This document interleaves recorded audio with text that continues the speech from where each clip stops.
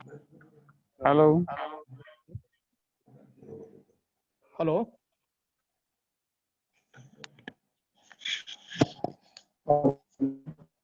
Wankhede sir. हा नमस्कार. Sir नमस्कार सर. ओके चालू हा करायचं सर. नमस्कार. हा चालू करायचं का सर? हो ठीक आहे सर. काकाणी साहेब आहेत का लाईन वरती? काकाणी साहेब आहेत? हॅलो काकाणी साहेब.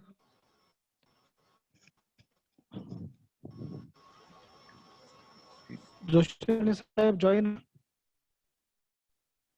जोशी सर.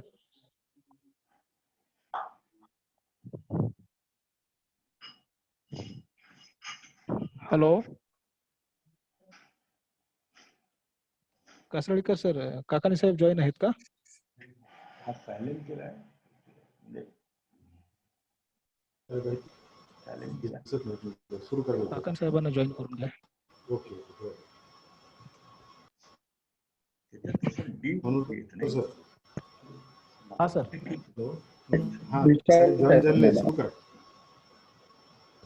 जॉईन झाले का? हो मी बोललो जोगंदरशी. हा ठीक आहे सर. माया धर्माबाद शिक्षण संस्था संचलित लाल बहादूर शास्त्री महाविद्यालय धर्माबाद च्या वतीने आयोजित धर्माबाद शिक्षण संस्थेचे संस्थापक अध्यक्ष कैलासवासी पद्मश्री शामरावजी कदम यांच्या जन्मशताब्दी वर्षानिमित्त विशेष व्याख्यान या कार्यक्रमाच्या अध्यक्षस्थानी धर्माबाद शिक्षण संस्थेचे सचिव आदरणीय डॉक्टर कमल किशोरजी काकानी साहेब व या व्याख्यानमालेसाठी प्रमुख वक्ते म्हणून आपल्याला लाभलेले माननीय चंद्रकांतजी वानखेडे, ज्येष्ठ पत्रकार, लेखक, शेतकरी आंदोलक व सामाजिक कार्यकर्ते यांचं मी मनपूर्वक या ठिकाणी स्वागत करतो. त्याचबरोबर या व्याख्यानमालेसाठी उपस्थित महाविद्यालयाचे प्रभारी प्राचार्य डॉक्टर श्रीराम गव्हाणे सर, शिक्षक, शिक्षकेतर कर्मचारी, विद्यार्थी व त्याचबरोबर सर्व या व्याख्यानमालेसाठी जॉईन झालेले सर्व श्रोतेगण या सर्वांचं मी सर्वप्रथम संयोजन समितीच्या वतीने शब्दसुमनांनी स्वागत करतो. सुस्वागतम सुस्वागतम सुस्वागतम. आदरणीय देशाचे माजी गृहमंत्री कैलासवासी शंकररावजी चव्हाण साहेब यांची दूरदृष्टी व त्याचबरोबर कैलासवासी पद्मश्री शामरावजी कदम साहेब यांचे सहकार्याचे हात व कैलासवासी बाबा पाटील उन्हाळीकर यांच्या अथक प्रयत्नातून 1967 साली या महाविद्यालयाचं रोपटं लावलं गेलं. आज या महाविद्यालयाची 54 वर्ष पूर्ण झालेली आहेत आणि या ठिकाणी हे वर्ष आपण या संस्थेचे संस्थापक अध्यक्ष कैलासवासी पद्मश्री शामरावजी कदम यांचं जन्मशताब्दी वर्ष आहे आणि त्या निमित्तानं आपण या ठिकाणी या व्याख्यानमालेचं आयोजन करण्यात आलेलं आहे. या कार्यक्रमाला सुरुवात करण्याच्या तत्पूर्वी मी आदरणीय पद्मश्री शामरावजी कदम साहेब याबद्दल सर्व श्रोत्यांना थोडीशी माहिती देऊ इच्छितो. नांदेड जिल्ह्याच्या व पर्यायाने मराठवाड्याच्या विकासासाठी शामरावजींनी ज्या ज्या योजनांची आखणी केली त्या प्रत्यक्षात राबविल्या, त्यामुळेच नांदेड जिल्हा आज प्रगतीपथावर वाटचाल करीत आहे. त्यांनी सहकार हे प्रधान क्षेत्र व राजकारण आदी बाबी तदानुषंगिक असे धोरण ठरविले. 1958 साली नांदेड जिल्हा मध्यवर्ती सहकारी बँकेचे ते पहिले अध्यक्ष झाले. पुढे आपल्या कर्तबगारीने महाराष्ट्र सहकारी शिखर बँकेचे अध्यक्षपद भूषविले. त्यांच्या कर्तबगारीचे वृत्तपत्रांनी आपल्या अग्रलेखातून कौतुक केले. एका वृत्तपत्राने कदम कदम बढाये जा असा अग्रलेख त्यांच्यावरती लिहिला. नांदेड जिल्ह्यातील खरेदी विक्री संघ, तालुका खरेदी विक्री संघ, कलंबर सहकारी साखर कारखाना, मराठवाडा सूत गिरणी, अर्जापूरची सिमेंट पाईप कंपनी अशा संस्था उभा केल्या व ते पहिले अध्यक्ष राहिले. शामरावजींनी सहकारी बँकेद्वारे शेतकऱ्यांना बँकिंग व्यवहाराची सवय लावली. शामरावजींनी सहकार क्षेत्राबरोबर शिक्षण क्षेत्रातही बहुमोल अशी कामगिरी बजावलेली आहे. शंकरराव चव्हाण व शामराव कदम यांनी नांदेडला शारदा भवन शिक्षण संस्था स्थापन करून ग्रामीण विद्यार्थ्यांच्या शिक्षणाची सोय केली. आज यशवंत महाविद्यालयाचा वटवृक्ष त्याची साक्ष आहे.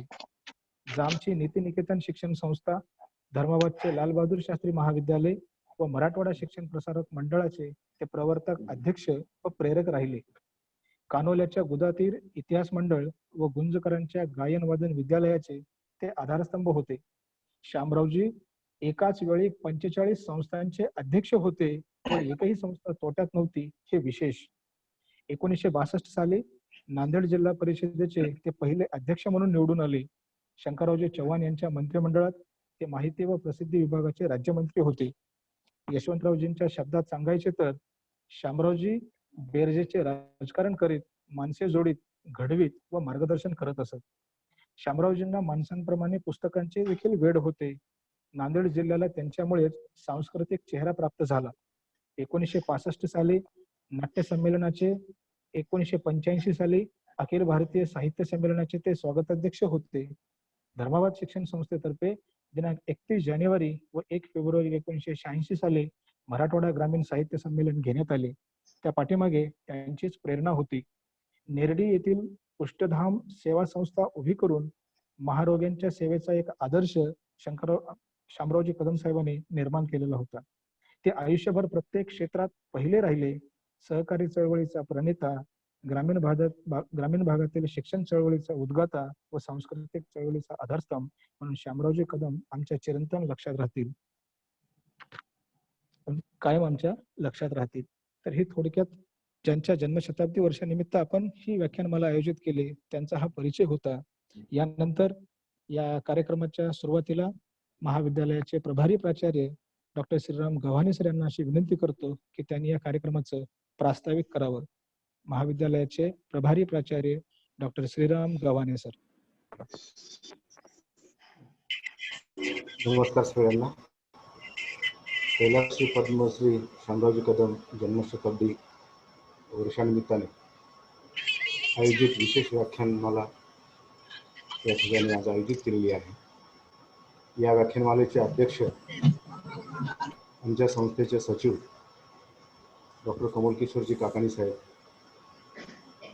सामाजिक महाराष्ट्रातील एक ज्येष्ठ सामाजिक कार्यकर्ते, ज्येष्ठ पत्रकार, लेखक म्हणून ज्यांची ओळख आपल्या सगळ्यांना आहे असे श्री चंद्रकांतजी वानखेडे सर, गांधी का मरत नाही या जन्मशताब्दी वर्षाच्या निमित्ताने हे व्याख्यानमालेचे पुष्प ते गुंफणार आहे. त्याचबरोबर महाराष्ट्रभरातून वेगवेगळ्या भागातून या व्याख्यानासाठी उपस्थित असलेले श्रोतेवर्ग, आमचे विद्यार्थी, या संयोजन समितीतले प्रमुख doctor Yogesh Joshi, doctor Hanumant Kasalikar, doctor Prabhakar Jadhav, प्राध्यापक साईनाथ कोरेगोईनवाड, प्राध्यापक संभाजी मनूरकर. या महिन्यामध्ये गेली 2 व्याख्यानं होत आहेत. New education policy national conference आम्ही या महिन्यामध्ये घेतली. भारत विरुद्ध इंडिया हेरंब कुलकर्णी सरांच्या एका वक्त्याकडनं या ठिकाणी लालबहादूर शास्त्री व्याख्यानमाला झाली आणि या महिन्यातली ही 3री व्याख्यानमाला की ज्यांच्या नावे शामरावजी कदम यांच्या नावे नांदेड जिल्हा आणि मराठवाड्यामध्ये एक सहकार क्षेत्रातील एक मोठं नाव म्हणून त्यांची ओळख आहे. धर्माबाद शिक्षण संस्थेचे 1967 साली स्थापन झालेले आहे. या शिक्षण संस्थेचे ते पहिले अध्यक्ष होते, दीर्घकाळ अध्यक्ष राहिलेले आहेत. शिक्षण आणि सहकार ही त्यांच्या आवडीचे क्षेत्र होती कामाची. जवळपास 45 संस्था आणि 45 संस्थेचे ते अध्यक्ष राहिलेले आहेत. शामरावजी कदमांची ओळखच सांगायची म्हटलं तरी एका शब्दामध्ये भारत सरकारने त्यांना पद्मश्रीचा किताब बहाल केलेला आहे. या महाविद्यालयाच्या संस्थेच्या अध्यक्षांची परंपरा जरी पाहिली, कैलासवासी शामरावजी कदम हे पहिले अध्यक्ष राहिलेले आहेत. देशाचे गृहमंत्री कैलासवासी डॉक्टर शंकररावजी चव्हाण साहेब त्यानंतर अध्यक्ष राहिलेले आहेत. विद्यमान अध्यक्ष सार्वजनिक बांधकाम मंत्री, राज्याचे सार्वजनिक बांधकाम मंत्री तथा राज्याचे माजी मुख्यमंत्री माननीय नामदार अशोकरावजी चव्हाण साहेब हे विद्यमान अध्यक्ष संस्थेचे आहेत. एक ग्रामीण भागातील एक शैक्षणिक चळवळीचं केंद्र म्हणून धर्मावर शिक्षण संस्था आणि या संस्थेचे लालबहादूर शास्त्री महाविद्यालय गेले 54 वर्षापासून कार्यरत आहे. आज मला आनंद असा वाटतोय की चंद्रकांत वानखेडे सरांसारखे एक थोर व्यक्ती आम्हाला वक्ते म्हणून लाभलेले आहे. आपुलाची वाद आपणाशी नावाचं त्यांचं आत्मचरित्र मी स्वतः मराठीचा शिक्षक या नात्याने शिकवलेलं आहे विद्यार्थ्यांना. एक झपाटून टाकण्याची गोष्ट किंवा सामाजिक क्षेत्रामध्ये काम करत असताना आपल्या निष्ठा ह्या किती काटेकोर पद्धतीने जपायची असतात याची शिकवण त्यांचं चरित्र देत असते. तत्व आणि विचार, तत्व आणि भूमिका कशा सांभाळाव्यात आणि जपाव्यात हे वानखेडे सरांकडून आपण शिकायला लागतं. शेतीशी निगडीत असलेले प्रश्न असो, शेतकऱ्यांची चळवळ, रस्त्यावरती उतरून चळवळ चालवणं असो, महाराष्ट्रातल्या नामांकित स्वरूपाच्या सामाजिक भान असलेल्या माणसांसोबत केलेलं त्यांचं काम असेल, अशा कितीतरी गोष्टी या ठिकाणी समोर येतात. गांधी आणि गांधींचा विचार हे त्यांच्या आस्थेचा जगण्याचा एक भाग आहे. आपण त्यांना आज ऐकणार आहोत. वर्तमानाचे प्रश्न आणि सामाजिक निर्माण होणारी ही गुंतागुंत जी आहे या दरम्यानच्या काळामध्ये आमच्या संयोजन समितीने हा विषय निवडला. ही मला फार महत्त्वाची मोलाची गोष्ट वाटते. आणि त्याचबरोबर जगणं आणि वागणं याच्यामध्ये अंतर न ठेवता अतिशय स्पष्ट पद्धतीने बोलणारे, वागणारे हे वक्ते आजचे आम्हाला लाभले. या महाविद्यालयाचा प्रभारी प्राचार्य म्हणून मी पहिल्यांदा त्यांच्या शब्दशमनाने त्यांचं स्वागत करतो आणि त्यांच्यामध्ये आणि आपल्यामध्ये मी आधीच अंतर न ठेवतो. मी माझी रजा घेतो. जय हिंद, जय महाराष्ट्र. धन्यवाद सर. या ठिकाणी महाविद्यालयाचे प्राचार्य, प्रभारी प्राचार्य आदरणीय गव्हाणे सरांनी या ठिकाणी प्रास्ताविक मांडलेला आहे.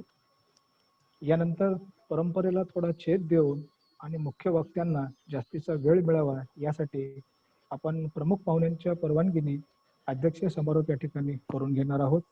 यानंतर आजच्या कार्यक्रमाचे अध्यक्ष आदरणीय कमल किशोरजी काकाणी साहेब, सचिव धर्माबाद शिक्षण संस्था धर्माबाद यांना मी अशी विनंती करतो की त्यांनी या ठिकाणी कार्यक्रमाचा अध्यक्षीय समारोप करावा. आदरणीय doctor Kamal Kishorji Kakani Saheb.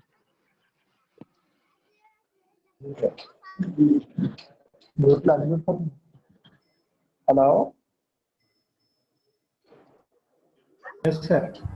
You are audible, sir.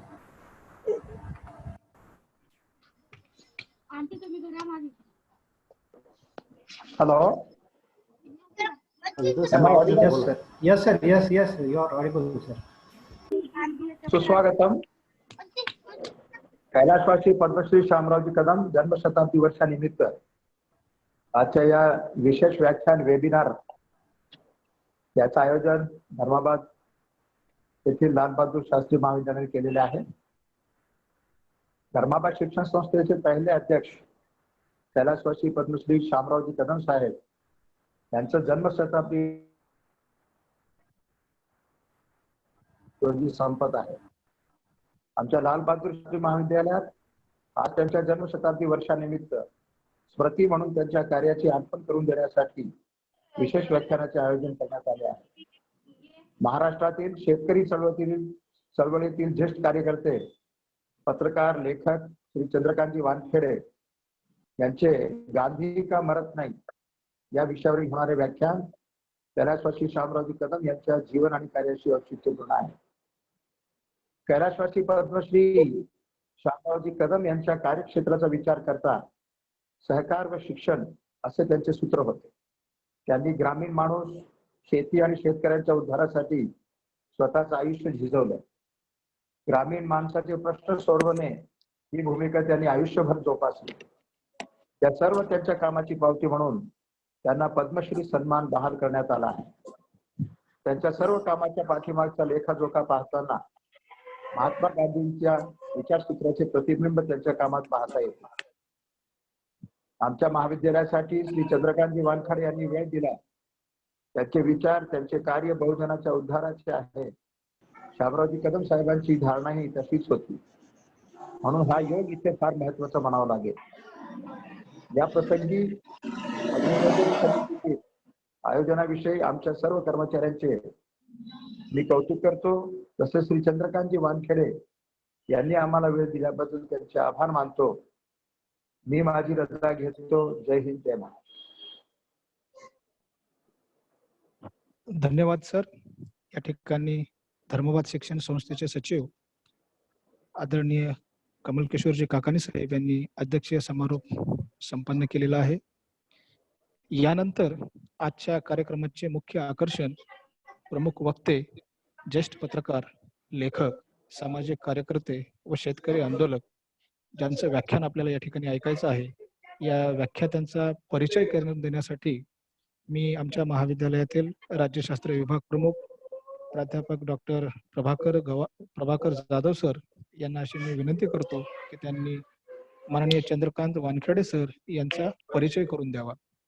Prabhakar Jadhav sir. सर्वांना नमस्कार.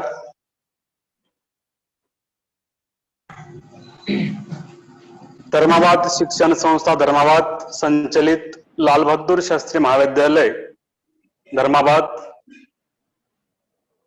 या संस्थेचे संस्थापक अध्यक्ष पद्मश्री शामरावजी कदम यांच्या जन्मशताब्दी निमित्ताने आयोजित करण्यात आलेल्या या विशेष व्याख्यानमालेचे प्रमुख अध्यक्ष आमच्या संस्थेचे आदरणीय सचिव साहेब डॉक्टर काकानी सर, आमच्या महाविद्यालयाचे प्रभारी प्राचार्य डॉक्टर श्रीराम गव्हाणे सर, संयोजन समिती आणि विशेष म्हणजे आज असा योगायोग आहे, महात्मा गांधींची 151वी जयंती नुकतीच साजरी झाली. आज शामरावजी कदमांचं जन्मशताब्दी वर्ष आहे आणि दुसरी आनंदाची गोष्ट म्हणजे की आजच्या ज्या व्याख्यानमालेचे व्याख्याते आहेत त्यांचाही सुद्धा आज वाढदिवस आहे.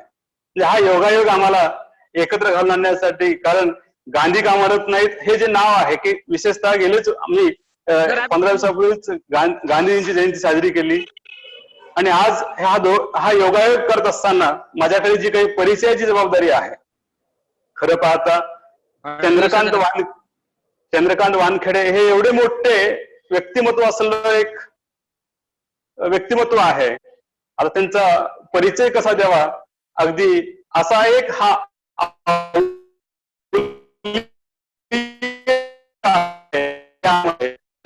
माहिती नाही की जयप्रकाश नारायण असतील, एस.एम. जोशी असतील, हे आजच्या पिढीला माहित नसलेली नावं आहेत. आणि जयप्रकाश नारायणच्या संपूर्ण क्रांतीमध्ये एस.एम. जोशींचा समाजवादी विचार घेऊन गावोगावात राहणारे किंवा एखाद्या बस स्टॉपवर रात्रीचा मुक्काम करणारे हे चंद्रकांत वानखेडे आहेत. आणि संपूर्ण महाराष्ट्र पायानं पिंजून काढून फिरून त्या महाराष्ट्राची ओळख करून घेऊन या महाराष्ट्रांच्या प्रश्नावर आपल्या वक्तृत्व शैलीतून, आपल्या लिखाणातून, संपादकीय वृत्तपत्रातून ते लिखाण केलं. या लिखाणातून संपूर्ण महाराष्ट्राला चंद्रकांत वानखेडे यांची पूर्ण ओळख आहे. हा एक औपचारिकता म्हणून कार्यक्रमाच्या प्रसंगी सरांचा परिचय देत असताना मला एवढंच म्हणायचं आहे की सर एक सामान्य व्यक्ती असून प्रखंड विचारवंत आहेत, कुशल पत्रकार आहेत आणि सर्वात महत्वाचं म्हणजे ते आंदोलक आणि संघटक आहेत. सरांचं वेगवेगळ्या स्तरामध्ये खूप आपल्याला काही मरत नाही हे त्यांचं 4 आवृत्त्या संपलेलं पुस्तक आहे. अशा साधारणतः दैनिक देशोन्नती आणि दैनिक सकाळला सर वृत्त संपादक म्हणून खूप जबाबदारी त्यांनी मोठी निभावलेली आहे. सरांचे अनेक पुस्तकं, अनेक लेख, अनेक संपादकीय लेख किंवा अनेक स्तंभलेख सरांचे वेगवेगळ्या महाराष्ट्र टाइम्स असेल, लोकसत्ता असेल, सकाळ असेल, पुढारी असेल, या वेगवेगळ्या वर्तमानपत्रामध्ये सरांचे लेख नेहमीच येतात. सरांचं एक साध्य सत्यासाठी हे त्यांचं चर्चित पुस्तक आहे. आपलाच वाद आपणाशी पुनर्विचार, आणि दुसरं म्हणजे सर्वात महत्वाचं आपण ज्या विषयावर आज व्याख्यान ठेवलेलं आहे तो म्हणजे गांधी का मरत नाहीत. आणि सरांच्या या कार्यकर्तृत्वाला नागपूर विद्यापीठाचा गौरव पुरस्कार आणि पद्मश्री विठ्ठलराव पाटील संस्थेचा पुरस्कार सरांना मिळाला आहे. खऱ्या अर्थाने त्यांचा प्रत्येक शब्द हा पुरस्कारांना सन्मानित होणारा शब्द आहे. म्हणून खूप मोठा परिचय सरांचा असताना मी छोटा परिचय काय द्यावा, आपल्या सर्वांना सरांच्या परिचयाची आता ओळख होणारी आहे. त्यांच्या प्रत्येक शब्दातून त्यांच्या व्यक्तिमत्वाची ओळख आपल्याशी होणारी आहे. म्हणून मी अधिक न वेळ घेता मी चंद्रकांत वानखेडे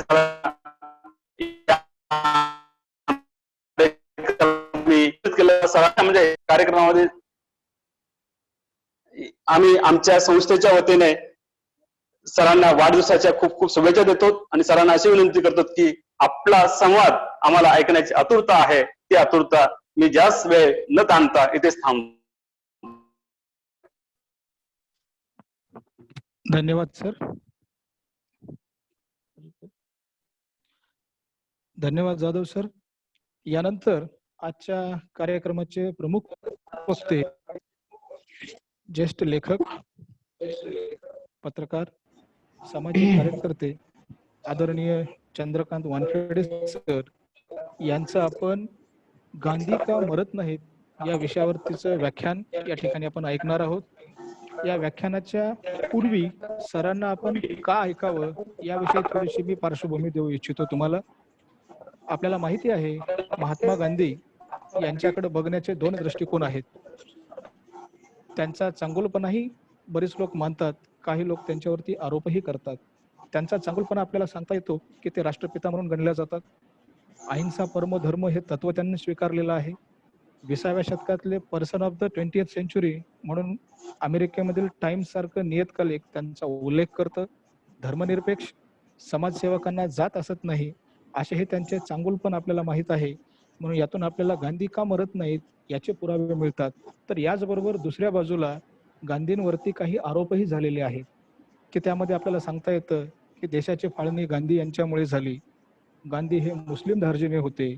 गांधींना भगतसिंगांच्या फाशीची घाई झाली होती किंवा सुभाषचंद्र बोस यांना काँग्रेस पदावरून हटवण्यामध्ये गांधींचाच भूमिका महत्वाची होती किंवा आंबेडकरांबद्दल गांधींना जातीय द्वेष होता, अशाही प्रकारचे गांधीवरती आरोप केले जातात.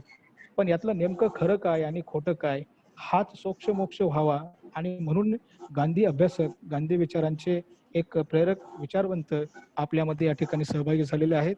तर आदरणीय माननीय चंद्रकांत वानखेडे सरांना मी अशी विनंती करतो की त्यांनी गांधी का मरत नाहीत या विषयावरती आम्हा सर्वांना मार्गदर्शन करावं. आदरणीय चंद्रकांत वानखेडे सर.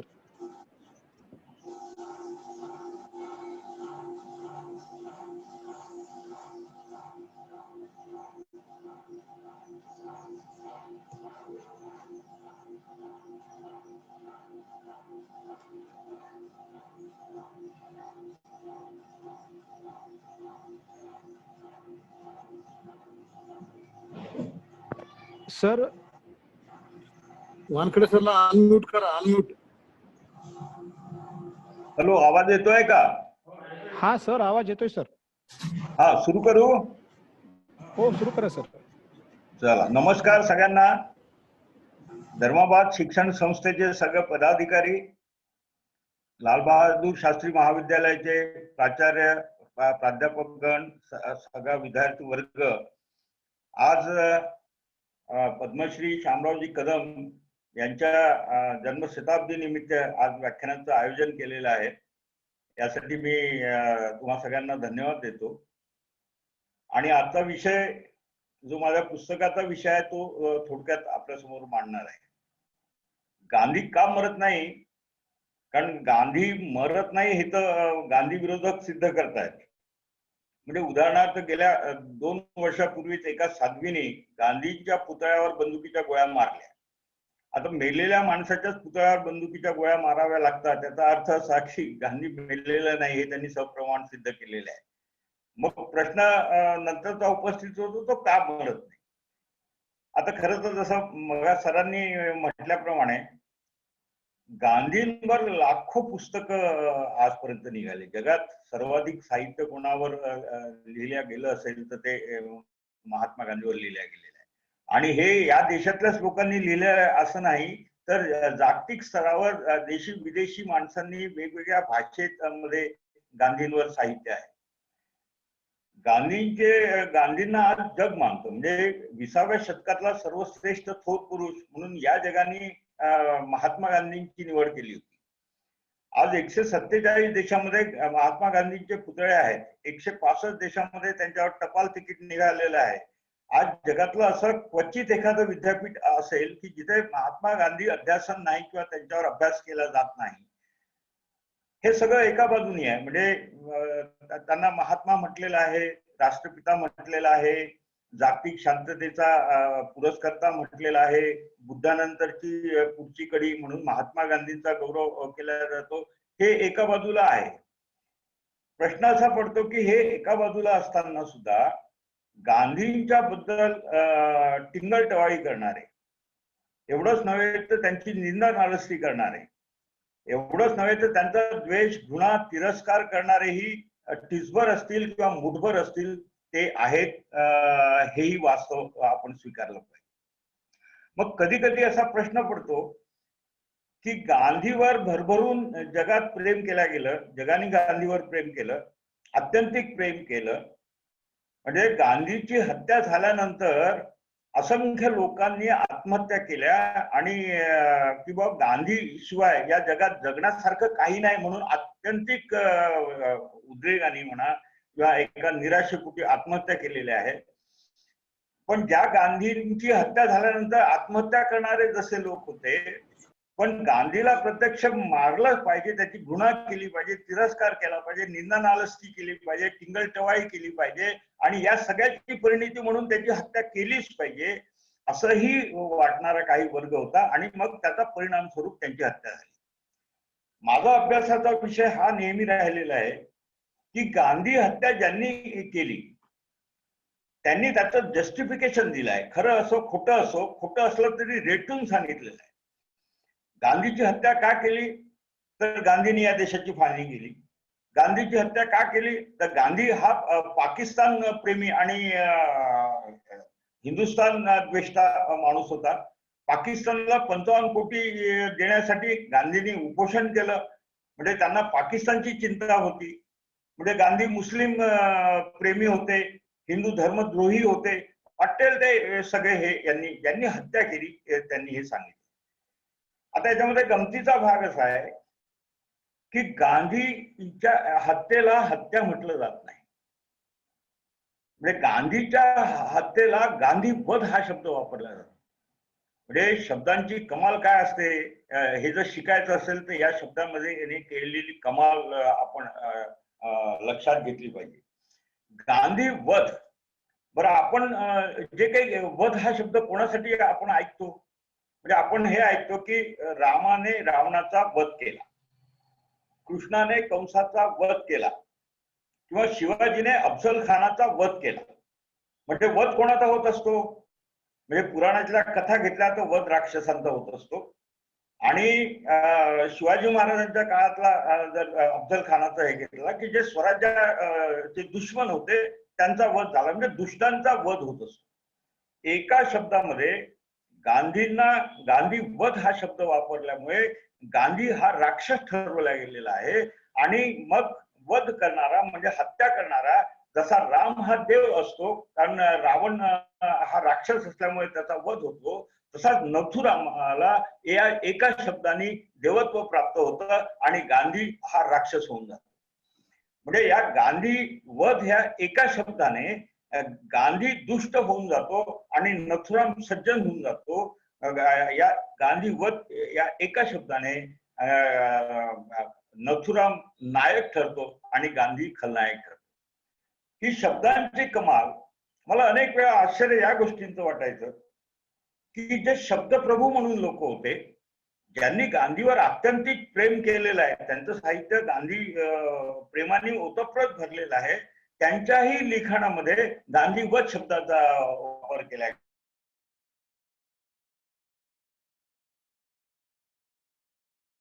इतका तो खोलवर रुजलेला आहे गांधीवध शब्द की गांधी हत्याऐवजी गांधीवध शब्द वापरला जातो. आणि एका दगडामध्ये 2 पक्षी मारणं हा वाक्प्रचार आपण उपयोगात आणतो. पण इथे असं दिसतं की एका गांधीवध शब्दानेच त्याला काळाकुट्ट रंग दिलेला आहे.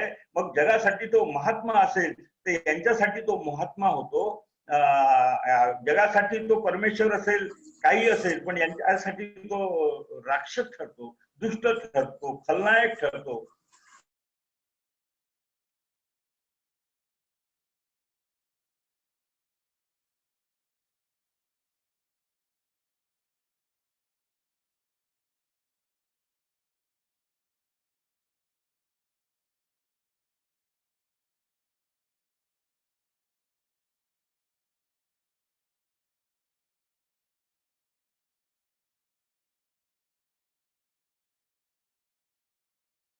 छाती अभिमानाने भरून येते. पण मेरी झाशी नाही दूंगीचा अर्थ काय? झाशी नावाचं संस्थान आहे, जे राणी लक्ष्मीबाईंचं संस्थान आहे.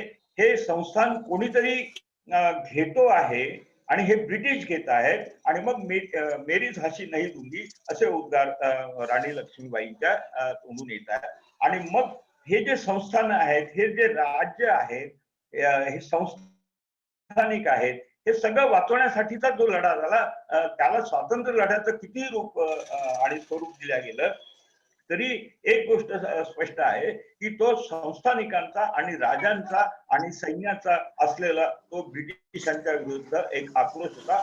सर्वसामान्य लोकांना याच्यात कुठेही स्थान नव्हतं.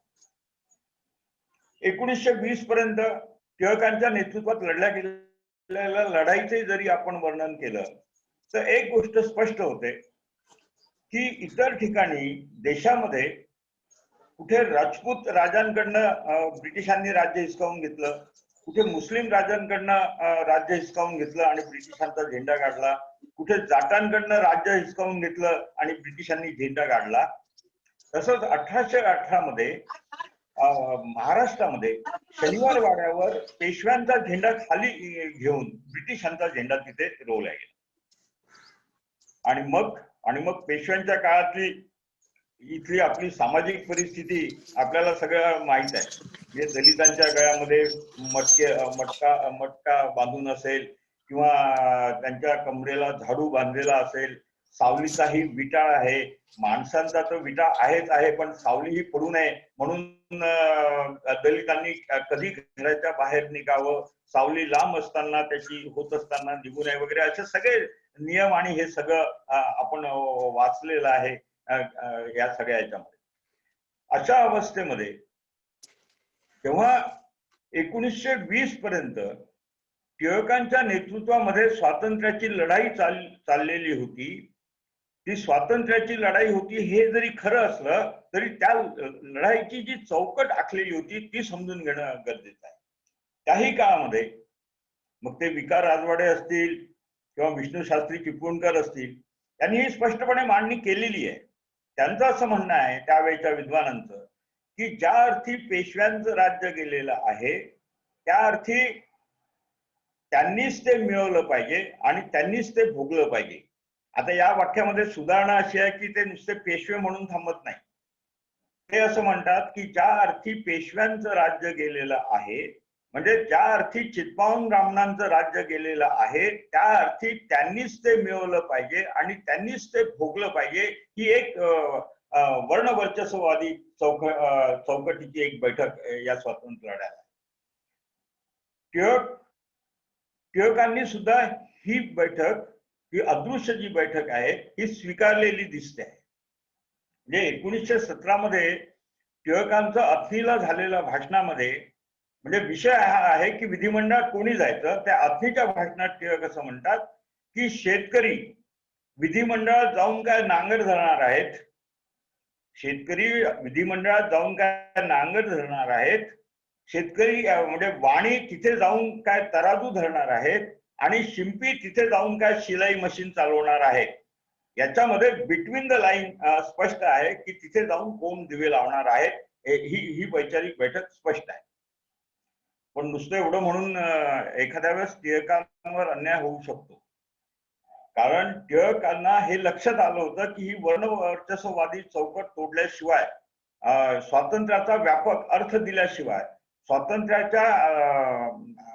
स्वातंत्र्याची आकांक्षा सर्वसामान्यांमध्ये निर्माण होण्यासाठी सर्वसामान्यांचा याच्यामध्ये सहभाग असणं आवश्यक आहे. ही जाणीव टिळकांना होत होती. ते पुढेही जायचा प्रयत्न करत होते आणि त्यांची त्या काळामध्ये तेल्या तांबोळ्यांचे पुढारी म्हणून संभावनाही होत होती, हे लक्षात घेतलं पाहिजे.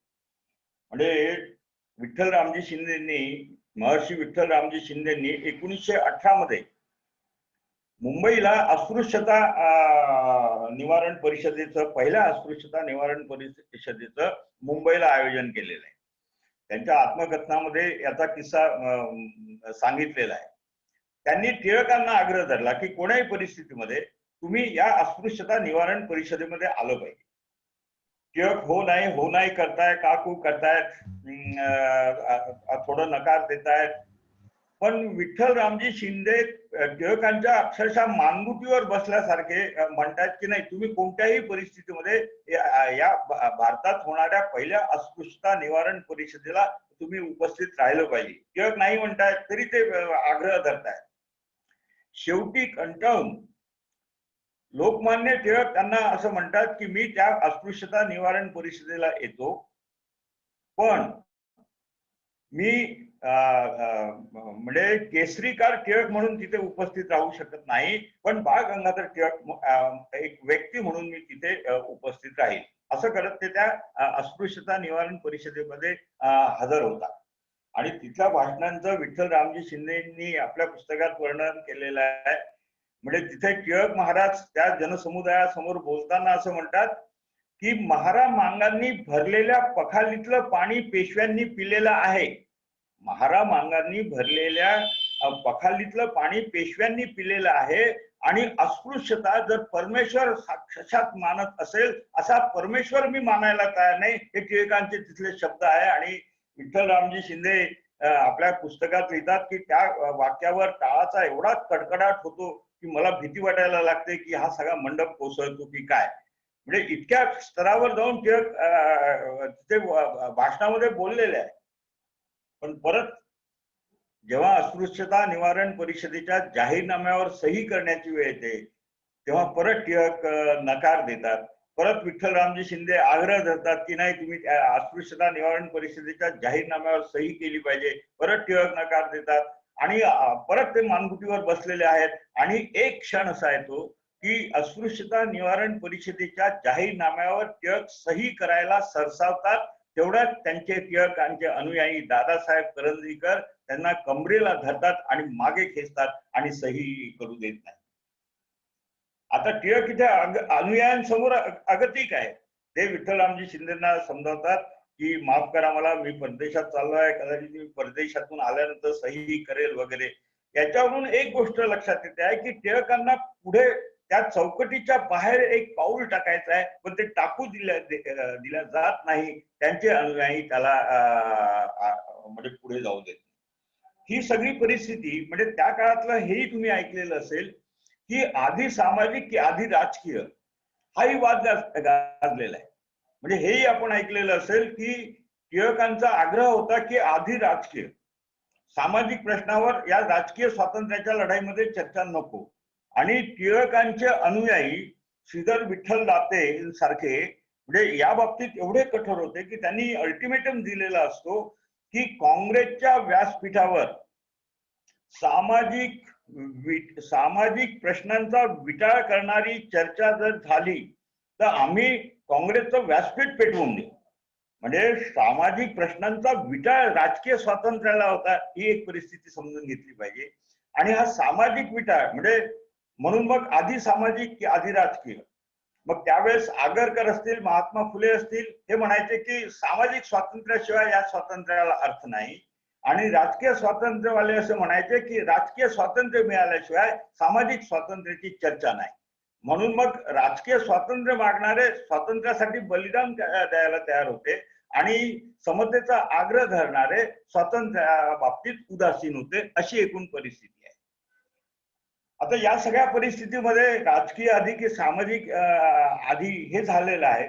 सामाजिक प्रश्नांचा विटा नको आहे. अशा पार्श्वभूमीवर 1915 मध्ये दक्षिण आफ्रिकेतून महात्मा गांधींचं आगमन देशात झालेलं आहे. महात्मा गांधींचे राजकीय गुरु गोपाळकृष्ण गोखले त्यांना एक सल्ला देतात की हा देश तुम्ही पहिले बघून घ्या आणि हा देश जोपर्यंत तुम्ही बघता आहात तोपर्यंत तोंड बंद ठेवायचं आणि डोळे आणि कान उघडे ठेवून हा देश फिरून या. तसं म्हणत गांधी सगळं देश भ्रमण करतायत. ह्या देशातल्या सर्वसामान्य माणसांचे प्रश्न काय आहेत काय नाही याचा एक हे घेतायत, अंदाज घेतायत. आणि मग 1916 मध्ये त्यांची ही मुदत बंद तोंड ठेवण्याची मुदत संपलेली आहे. आणि या देशामध्ये पहिली घटना घडलेली आहे ज्याचं डॉक्टर राजेंद्र प्रसाद आपल्या आत्मकथनामध्ये याचं वर्णन करतात की 1916 मध्ये लखनौचं अधिवेशन. आणि या लखनौच्या अधिवेशनामध्ये राजकुमार शुक्ल नावाचा बिहारच्या चंपारण मधून एक शेतकरी आलेला आहे आणि तो शेतकरी दरवर्षी काँग्रेसच्या अधिवेशनामध्ये जातो आणि काँग्रेसच्या सगळ्या नेत्यांना आपल्या शेतकऱ्यांच्या दुःखाविषयी सांगत असतो आणि हे वारंवार म्हणत असतो की या दुःखाला तुम्ही काँग्रेसच्या व्यासपीठावरून वाचा फोडा. पण तोपर्यंत शेतकऱ्यांच्या दुःखाला किंवा शेतकऱ्यांच्या प्रश्नावर म्हणजे काँग्रेसच्या व्यासपीठावर कधी वाचा फुटलेली नाहीये. आणि डॉक्टर राजेंद्र प्रसाद आपल्या त्या पुस्तकात लिहितात की 1916च्या लखनौच्या काँग्रेस अधिवेशनामध्ये हाच राजकुमार शुक्ल गांधींना भेटतो आणि चंपारणच्या शेतकऱ्यांचं सगळं दुःख त्यांना सांगतो. गांधी असं म्हणतात की मी या संदर्भात हा जो तुम्ही प्रश्न मांडलेला आहे तुम्ही मला सांगण्याच्या ऐवजी तुम्ही काँग्रेसच्या व्यासपीठावरून हा चंपारणच्या शेतकऱ्यांचा काय प्रश्न आहे ते समजून सांगा. आणि या घटनेचा उल्लेख करत डॉक्टर राजेंद्र प्रसाद लिहितात काँग्रेसच्या अधिवेशनामध्ये पहिल्यांदा काँग्रेसच्या व्यासपीठावर शेतकऱ्यांचे पाय लागलेले आहे आणि त्या व्यासपीठावरून पहिल्यांदा शेतकऱ्यांच्या प्रश्नाला वाचा फुटलेली आहे. आता ही घटना तुम्हाला काही धक्कादायक वाटत नसेल पण त्या काळात ही घटना धक्कादायक होती. कारण अखेर शेतकरी म्हणजे क्षुद्र म्हणजे त्याच्या पायरीनी राहिलं पाहिजे. 1916 मध्ये एका अर्थाने काँग्रेसचं व्यासपीठ शेतकऱ्यांचे पाय त्या व्यासपीठाला लागून ते व्यासपीठ विटाळलेलं आहे अशी भावना वर्णवर्चस्ववाद्यांमध्ये. बरं इथेच थांबून गांधी थांबत नाहीत. त्याच्यानंतर आपल्याला अनेक गोष्टी माहित आहेत. चंपारण्याचा शेतकऱ्यांचा लढा असेल, निळीचा सत्याग्रह असेल, कामगारांचे लढे असतील, हे सगळे लढे माहित आहेत. आता या सगळ्या याच्यामध्ये गांधी आल्यानंतर ही कृती करतात आणि बोलण्याच्या पातळीवर पहिल्यांदा गांधी स्वातंत्र्य लढ्यावर प्रश्नचिन्ह उपस्थित करतात. आणि तो प्रश्न असा असतो की हे स्वातंत्र्य कोणाचे आणि कशासाठी हे वारंवार ते विचारतात. हे की स्वातंत्र्य पाहिजे, कोणाचं स्वातंत्र्य पाहिजे, कोणासाठी स्वातंत्र्य पाहिजे हा प्रश्न विचारतात. आणि 1918 मधलं जे गांधीचं विधान आहे ते विधान कदाचित त्या काळात किती प्रक्षोभक राहिलं असेल मला माहित नाही, पण गांधी असं म्हणतात की या देशाच्या सर्वोच्चपदी भंग्याची मुलगी असणं ही माझी स्वातंत्र्याची व्याख्या आहे. म्हणजे एका बाजूला आता सरळ दोन तट पडलेले आहेत. एका बाजूला की पेशव्यांचं राज्य गेलं म्हणजे चित्पावन ब्राह्मणांचं राज्य गेलं, त्या अर्थी चित्पावन ब्राह्मणांनी ते मिळवलं पाहिजे, चित्पावन ब्राह्मणांनी ते भोगलं पाहिजे आणि म्हणजे मिळवलं पाहिजे आणि भोगलं पाहिजे. ही एक वैचारिक बैठक वर्णवर्चस्ववादी. आणि दुसऱ्या बाजूला गांधी असं म्हणतो की हे स्वातंत्र्य कोणाचं आणि कशासाठी, या स्वातंत्र्याची व्याख्या काय, आणि स्वतःची व्याख्या स्पष्ट करताना असं म्हणतात की या देशाच्या सर्वोच्चपदी भंग्याची मुलगी असणं ही माझी स्वातंत्र्याची व्याख्या आहे. ही सरळ सरळ ही वैचारिक विभागणी आहे आणि दोन विचाराचा हा संघर्ष आहे. 1920 मधला किस्सा म्हणजे जसं मी म्हटलं की सामाजिक प्रश्नांनी काँग्रेसचं व्यासपीठ विटाळायचं नाही. तो जर बाट झाला, विटाळ झाला तर आम्ही ते पेटवून देऊ, कारण ते अशुद्ध झालं, अपवित्र झालं, ही भावना आहे. आणि त्या भावनेमध्ये गांधी 1916च्या लखनौ अधिवेशनामध्ये शेतकऱ्यांना म्हणजे गांधींनी स्वातंत्र्याच्या परिघाच्या बाहेर जी मंडळी उभी आहेत आणि ज्यांना या स्वातंत्र्याच्या परिघामध्ये प्रवेश नाही आहे त्या सगळ्यांना या परिघाच्या आतमध्ये आणायचा प्रयत्न केलेला आहे. मग ते 1916च्या लखनौच्या अधिवेशनामध्ये शेतकरी असेल आणि मग 1918 मध्ये केलेली व्याख्या असेल की या देशाच्या सर्वोच्चपदी भंग्याची मुलगी असणं ही माझी व्याख्या आहे.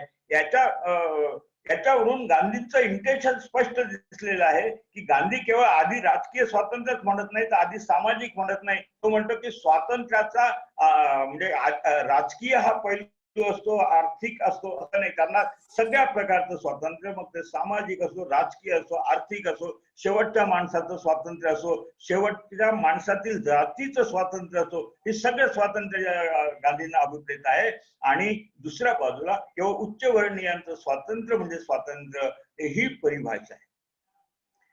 या विटाळाच्या ज्या गोष्टी आहेत, ज्या पेशव्यांच्या काळामध्ये माणसांचा विटाळ होत होता, त्याच्या सावलीचा विटाळ होत होता, तसाच आता स्वातंत्र्याला गांधी वाटवतो आहे, विटाळून टाकतो आहे, असा समज झालेला आहे. ते मुठभर असतील, तीसभर असतील हा विषय नाही, पण असा समज झालेला आहे. आणि एका प्रसंगाच्या संदर्भात गांधीबद्दल तर वर्णवर्चस्ववादी कधी सभा करतील असं वाटत नाही. हा प्रसंग आहे 1920 चा. लोकमान्य टिळकांचं निधन झालेलं आहे आणि सरदार गृहामधून आणि या अंत्ययात्रेमध्ये गांधी सामील आहेत. लोकमान्य टिळकांचं पार्थिव सरदार गृहामधून खाली उतरवलं जात आहे आणि गांधी तिथे सरसावतात खांदा देण्यासाठी टिळक महाराजांना. आणि मग टिळकांचे अनुयायी त्यांना मागे खेचतात आणि ते असं म्हणतात की तुम्ही टिळक महाराजांना खांदा देऊ शकत नाही कारण तुम्ही ब्राह्मण नाही आहात. 2, 4, 5 मिनिटं गांधी प्रचंड अस्वस्थ आहे, पण एका क्षणी विचार करतात आणि एका तिरीमिरीमध्ये ते परत खांदा द्यायला जातात आणि आडवे येणाऱ्यांना बजावतात की लोकसेवकाला जात असते असं मी मानत नाही, समाजसेवकाला जात असते असं मी मानत नाही, असं करत ते खांदा देतात. गांधींनी टिळकांना खांदा दिला. गांधी टिळकांच्या जातीचे नाही म्हणून टिळकांचं पार्थिव वाटलेलं आहे, विटाळलेलं आहे असा सनातनांचा समज झालेला आहे.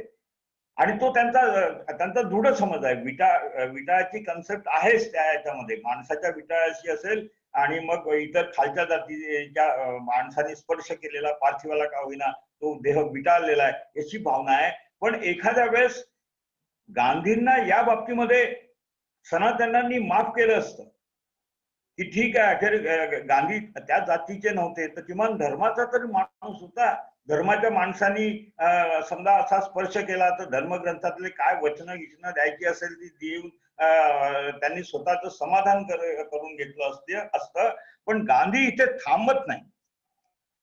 स्वतः खांदा देऊन झाल्यानंतर ते शौकत अली उभे आहेत, त्यांचं हात धरतात आणि शौकत अलींना खांदा द्यायला सांगतात आणि आडवं येणाऱ्या टिळक अनुयायांना ते असं म्हणतात की शौकत अलींना खांदा द्यायला लावतात. ते खांदा देतात आणि ते असं म्हणतात मी खांदा दिला तर टिळक महाराज जातीच्या पलीकडे गेले आणि शौकत अलींनी टिळक महाराजांना खांदा दिला. याचा अर्थ असा की टिळक महाराज धर्माच्या पलीकडे गेले. आता हा वैचारिक संघर्ष आहे. हा संघर्ष सांगण्याचं आपल्या विद्वानांनी टाळाटाळ केलेली आहे असा माझा आक्षेप आहे. हा वैचारिक संघर्ष असा आहे की गांधी जातीच्या पलीकडे जाऊ इच्छितात, धर्माच्या पलीकडे जाऊ इच्छितात आणि हे जाती वर्णाच्याच चौकटीमध्ये राहू इच्छितात. म्हणजे गांधींचा हा संघर्ष वर्णवर्चस्ववादी चौकट तोडण्याचा, छेदण्याचा आहे. परिघा बाहेरची जी माणसं आहेत त्यांना परिघामध्ये आणण्याचा प्रयत्न आहे आणि परिघा बाहेरच्या माणसं म्हणजे वेशी, गावच्या वेशीवर जशी माणसं असायची तशी स्वातंत्र्याच्या परिघा बाहेरची माणसं परिघामध्ये आणल्यानंतर हे स्वातंत्र्य विटाळलेलं आहे, वाटलेलं आहे अशी धारणा झालेली आहे. त्यामुळे हा आश्चर्याचा भाग नाहीये की 1920 पर्यंत जे राजकीय स्वातंत्र्य मागत होते त्यांनी राजकीय स्वातंत्र्याला गांधी नेतृत्वात आल्यानंतर विरोध करणं सुरू केले. म्हणजे जॅक्सनवर चाललेली गोळी जहालवाद्यांची, त्याच्यानंतर ब्रिटिशांवर सनातन्यांकडनं कोणती गोळी चाललेली नाही. ती गोळी ब्रिटिशांचे मुर्दे पाडण्यासाठी नव्हती. की जॅक्सनची हत्या ही शेवटची होती राजकीय स्वातंत्र्य मागण्याच्या सगळ्या याच्यामध्ये जहालवाद्यांची. आणि नंतर जी गोळी चालली ती महात्मा गांधीवरच चालली, ती ब्रिटिशांवर चालली नाही. हे आपण लक्षात घेतलं पाहिजे. आता हे सगळं म्हणजे हा योगायोगाचा भाग नाही की 1920 पर्यंत जे राजकीय स्वातंत्र्य मागत होते ते राजकीय स्वातंत्र्याचा विरोध करायला लागले. जे ब्रिटिशांवर गोळ्या चालवत होते ते आता म्हणजे ब्रिटिशांचं राज्य जावं म्हणून, स्वातंत्र्य मिळावं म्हणून धडपडणाऱ्या गांधीवर गोळी झाडत होते. हा समजून घेण्याचा विषय आहे. कारण या सगळ्या याच्यामध्ये हा जर भाग टाकला तर गांधीचं विशेष काय आहे तर गांधीचं विशेष आहे की परिघा बाहेरची, वेशी बाहेरची माणसं स्वातंत्र्य लढ्यामध्ये सामील केली आणि यांनी स्वातंत्र्य बाटवून टाकलेलं आहे, ही धारणा आहे. म्हणून मग 1920 मध्ये गांधी नेतृत्वात येतात आणि राष्ट्रीय स्वयंसेवक संघाची स्थापना होते. हा योगायोगाचा भाग नाही, हे समजून घेतलं पाहिजे आणि याच्या मागच्या ऐतिहासिक घटनाही समजून घेतल्या पाहिजे. म्हणजे राष्ट्रीय स्वयंसेवक संघाच्या स्थापनेमध्ये ज्यांचा म्हणजे जे ज्याचे संस्थापक सदस्य आहेत त्याच्या शिमो मुंजे आहेत, त्यांचा किस्साही समजून घेतला. शिमो मुंजे असतील, हेडगेवार असतील, दादासाहेब खापर्डे असतील, अजून जी काही मंडळी असेल, त्यांनी 1920 मध्ये नागपूरमध्ये काँग्रेसचं अधिवेशन ठरवलेलं आहे. त्याच्या आधी शिमो मुंजेंची म्हणजे दक्षिण आफ्रिकेमध्ये गांधींची भेट झालेली आहे आणि ही भेटी मजेशीर आहे. शिमो मुंजे यांच्या आत्मचरित्रकारांनी जे लिहून ठेवलेलं आहे त्याचा म्हणजे दक्षिण आफ्रिकेमध्ये बोअर युद्ध सुरू झालेलं आहे आणि शिमो मुंजेंना त्या लढाईची गंमत पाहायला जायचं आहे. म्हणजे लढाईची मजा पाहणं याच्या इतकी विकृती मला नाही वाटत दुसरी कोणती असेल. म्हणजे त्या लढाईची मजा किंवा गंमत पाहायला, लढाई गमतीचा बाब असत नाही. तिथे माणसांचे मुर्दे पडतात, रक्तांचा सडा असतो, प्रेतांचे सडे पडलेले असतात, त्याची मजा पाहायला हे जात आहेत. आणि तिथे त्यांना असं कळत आहे की बॅरिस्टर मोहनदास करमचंद गांधी नावाचा कोणी भारतीय इथे आहे, त्याच्या घरी त्यांचा पाहुणचार आहे. 2-3 दिवस त्यांच्या घरी त्यांचा मुक्काम आहे. आणि गांधीही बोअर युद्धामध्ये सामील झालेले आहेत. ते जे काही सैन्य आहे त्यांची शुश्रूषा करण्यासाठी किंवा त्यांना वाहून नेण्यासाठी, त्यांची प्रेत वाहून नेण्याचं काम गांधी तिथे करतायत सेवाभावी भावनेनी. आणि तिथे मुंजे आहेत, त्याच्या आधी गांधीकडे यांचा पाहुणचार झालेला आहे. त्याच्यानंतर बोअर युद्ध संपल्यानंतर मुंजे जेव्हा भारतामध्ये परत यायला लागतात तेव्हाही गांधीकडेच त्यांचा मुक्काम आहे. त्यांच्या आत्मचरित्रकारांनी एक गोष्ट लिहून ठेवलेली आहे, गांधीचं बाकी सगळं ठीक होतं, पण गांधीच्या घरातला कोंगळपणा, घाणेरडेपणा आणि एकूण जो काही सगळा किळसवाणा हे जो प्रकार होता. आता गांधीच्या बाबतीत काही घाणेरडेपणा असेल, किळसवाणा त्यांच्या याच्यामध्ये असेल किंवा त्यांचं घर अस्वच्छ असेल अशी तर शक्यता वाटत नाही. कारण आजचंही सरकार जे गांधीला मजबुरीनी का होईना मानते, ते स्वच्छतेचं प्रतीक म्हणून गांधीचा फोटो आणि झाडू वापरतं. त्या गांधीच्या घरामध्ये अस्वच्छता आणि किळसवाणा प्रकार काय असू शकतो? मग त्यांचा खुलासा नंतर असा आहे की गांधीच्या घरामध्ये त्यांच्या चुलीपर्यंत एका भंगी मुस्लिमांचा वावर होता. आणि ही ओंगळवाणी आणि किळसवाणी आणि घाणेरडी गोष्ट मुंजेंना अजिबात आवडली नाही. आता याच्यात एक प्रश्न असा पडू शकतो किंवा तो मुस्लिम होता म्हणून विटा वाटत होता का? कारण मुस्लिम लोक मांसाहार जास्त करतात म्हणून मग मांसाहाराच्या बाबतीत यांचं काही पथ्य पाणी असेल म्हणून यांचं सोळं ओळं विटा आलं असेल, असं काही आहे का? तर तसंही नाही आहे. शिमो मुंजेंच्या बाबतीमध्ये त्यांच्या मित्रामध्ये मटण सम्राट म्हणून ख्याती आहे. त्यांना दिवस रात्र मटण लागायचं असं आत्मचरित्रकारांनी त्यांचं वर्णन करून ठेवलेलं आहे. मग विटा कशाचा झालेला आहे? तो एक मुस्लिम माणूस गांधीच्या चुलीपर्यंत त्याचा वावर आहे, ही ओंगळवाणी किळसवाणी गोष्ट शिमो मुंजेंना आवडलेली नाही. आणि ते शिमो मुंजे 1920 ला काँग्रेसचं अधिवेशन नागपूरमध्ये व्हावं, त्याच्यामध्ये हेडगेवारी आहेत, हे सगळे आग्रही आहेत. आणि अपेक्षा अशी आहे की लोकमान्य टिळक या काँग्रेसचे अध्यक्ष असतील, पण त्यांच्या दुर्दैवाने लोकमान्य टिळकांचं निधन झालेलं आहे आणि लोकमान्य टिळकांच्या निधनानंतर पूर्णतः नेतृत्व गांधीच्या हाती आलेलं आहे. आणि मग ज्यांनी हे आयोजन केलेलं आहे, टिळकांचं निधन झालेलं आहे, गांधी सर्वेसर्वा झालेले आहे, गांधी नेतृत्वात आलेले आहे. आणि त्याच 1920च्या अधिवेशनामध्ये अस्पृश्यता निवारणाचा ठराव काँग्रेसच्या व्यासपीठावर होतो. याचा अर्थ असा की काँग्रेसचं राजकीय व्यासपीठ विटाळल्या जाते आहे. गांधीच्या घरातला एक वेळा विटा शिमो मुंजेंनी सहन केला असता, त्यांनी तो त्यांच्या घरातच ठेवला असता तर कदाचित काही राग आला नसता. पण काँग्रेसच्या व्यासपीठावर व्यक्तिगत घरातला विटा त्यांनी काँग्रेसच्या व्यासपीठावर आणल्याचा दुःख आणि राग, द्वेष, तिरस्कार, घृणा ही सगळी आहे याच्यामध्ये. आता हा सगळा राग, द्वेष, घृणेचा भाग बोलता येत नाही, सांगता येत नाही. बरं, गांधी नुसता समाज सुधारक असता आणि त्याच्या मागे लोक नसते तर एक वेळा त्याचा सोक्षमोक्ष लावून मोकळे झाले असते.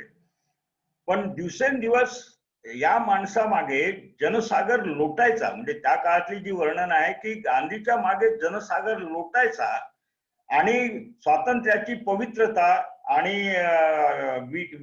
विटाळलेलं स्वातंत्र्य मानणाऱ्यांच्या मागे जनसागर आटायचा, अशी परिस्थिती. हे नेहमी सांगतात की 55 कोटी गांधींनी द्यायचा आग्रह केला, गांधींनी फाळणी केली, गांधी मुस्लिम दार्जिने होते, गांधींना हिंदू धर्मद्रोही होते, म्हणून गांधीची हत्या केली. आता प्रश्न असा आहे की 1934 मध्ये पुण्यामध्ये जेव्हा गांधी येणार होते तेव्हा त्यांच्या हत्येचा कट शिजला होता आणि गांधी ज्या गाडीमध्ये येणार होते त्या गाडीवर बॉम्ब हल्ला झाला होता. नशिबाने गांधी वाचले याचं कारण असं की त्यांचा ताफा येत असताना पुण्याला रेल्वे फाटक लागतं. ते रेल्वे फाटक बंद होतं कारण रेल्वे जाणार होती आणि त्याच्यामुळे 5-10 मिनिटासाठी का होईना ती सगळी त्यांची वाहनं थांबलेली आहेत आणि गांधींना त्याच क्षणी कोणातरी कार्यकर्त्याशी काहीतरी बोलायचं आहे ते आठवतं आणि ते मग गाडीतून, स्वतःच्या गाडीतून उतरतात आणि कार्यकर्ता ज्या गाडीमध्ये बसलाय त्या गाडीमध्ये जाऊन बसतायत. पुण्यामध्ये गाड्या शिरल्यानंतर गांधी त्या गाडीत आहे असं गृहीत धरून त्या गाडीवर बॉम्ब फेकला जातो आणि गांधी दुसऱ्या कार्यकर्त्यांच्या गाडीमध्ये असतात म्हणून गांधी वाचतात. प्रश्न असा आहे, इतिहासाचा थोडा बहुत ज्यांनी अभ्यास केलेला आहे, 30 जानेवारी 1948 ला गांधीच्या हत्येची, म्हणजे गांधीच्या वधाची कारण ज्यांनी सांगितलेली आहे, त्याच हत्या करणाऱ्यांच्या हत्यारांच्या टोळीमधला एक नारायण आपटे 1934च्या बॉम्ब हल्ल्यामध्ये आरोपी आहे. प्रश्न असा येतो की ज्या कारणांसाठी नारायण आपटे 1948 ला गांधीच्या हत्येच्या कटामध्ये सामील आहे, 1934 ला कोणती कारणं आहेत की गांधीच्या हत्येचा प्लॅन, बॉम्ब त्यांच्या गाडीवर फेकण्याचा कट कारस्थान करावं? 1934 मध्ये पाकिस्तान नावाचा शब्द नाही म्हणून फाळणीचा तर प्रश्नच उद्भवत नाही आणि स्वतंत्र देश झालाच नाही म्हटल्यानंतर पाकिस्तानला 55 कोटी देण्याचा प्रश्नही उद्भवत नाही. त्या काळामध्ये 1934 मध्ये गांधींच्या हत्येचा प्रयत्न झाला आणि 30 जानेवारी 1948 मध्ये जो नारायण आपटे नथुराम गोडसे सोबत त्या कटामध्ये सामील होता, तोच नथुराम आपटे 1934च्या याच्यामध्ये सामील होता. तेव्हा तो पाकिस्तान नावाचा शब्द नव्हता, 55 कोटी देण्याचा प्रश्न नव्हता, फाळणीचाही प्रश्न नव्हता, कारण पाकिस्तान नावाच्या शब्दाचीच उत्पत्ती व्हायची होती तेव्हा हल्ला झालेला आहे. मग याची उत्तर काय? कारण त्यावेळेचं उत्तर असं आहे की गांधींनी हरिजन यात्रा सुरू केली होती, प्रदीर्घ अशी हरिजन यात्रा सुरू केली होती आणि यांच्या पोटात दुखणं सुरू होतं आणि यांचं दुखणं हेच होतं की पवित्र स्वातंत्र्य जे आम्ही मिळवणार होतो ते आता अपवित्र झालेलं आहे, ते स्वातंत्र्य विटाळलेलं आहे आणि हे पवित्र स्वातंत्र्य मिळत नसेल तर त्या स्वातंत्र्याला विरोध केला पाहिजे आणि हा विरोध केलेला आहे. देशभक्तीचे सर्टिफिकेट आणि प्रमाणपत्र देणाऱ्यांना हा सवाल आहे की स्वातंत्र्याच्या लढ्यामध्ये हे नव्हते.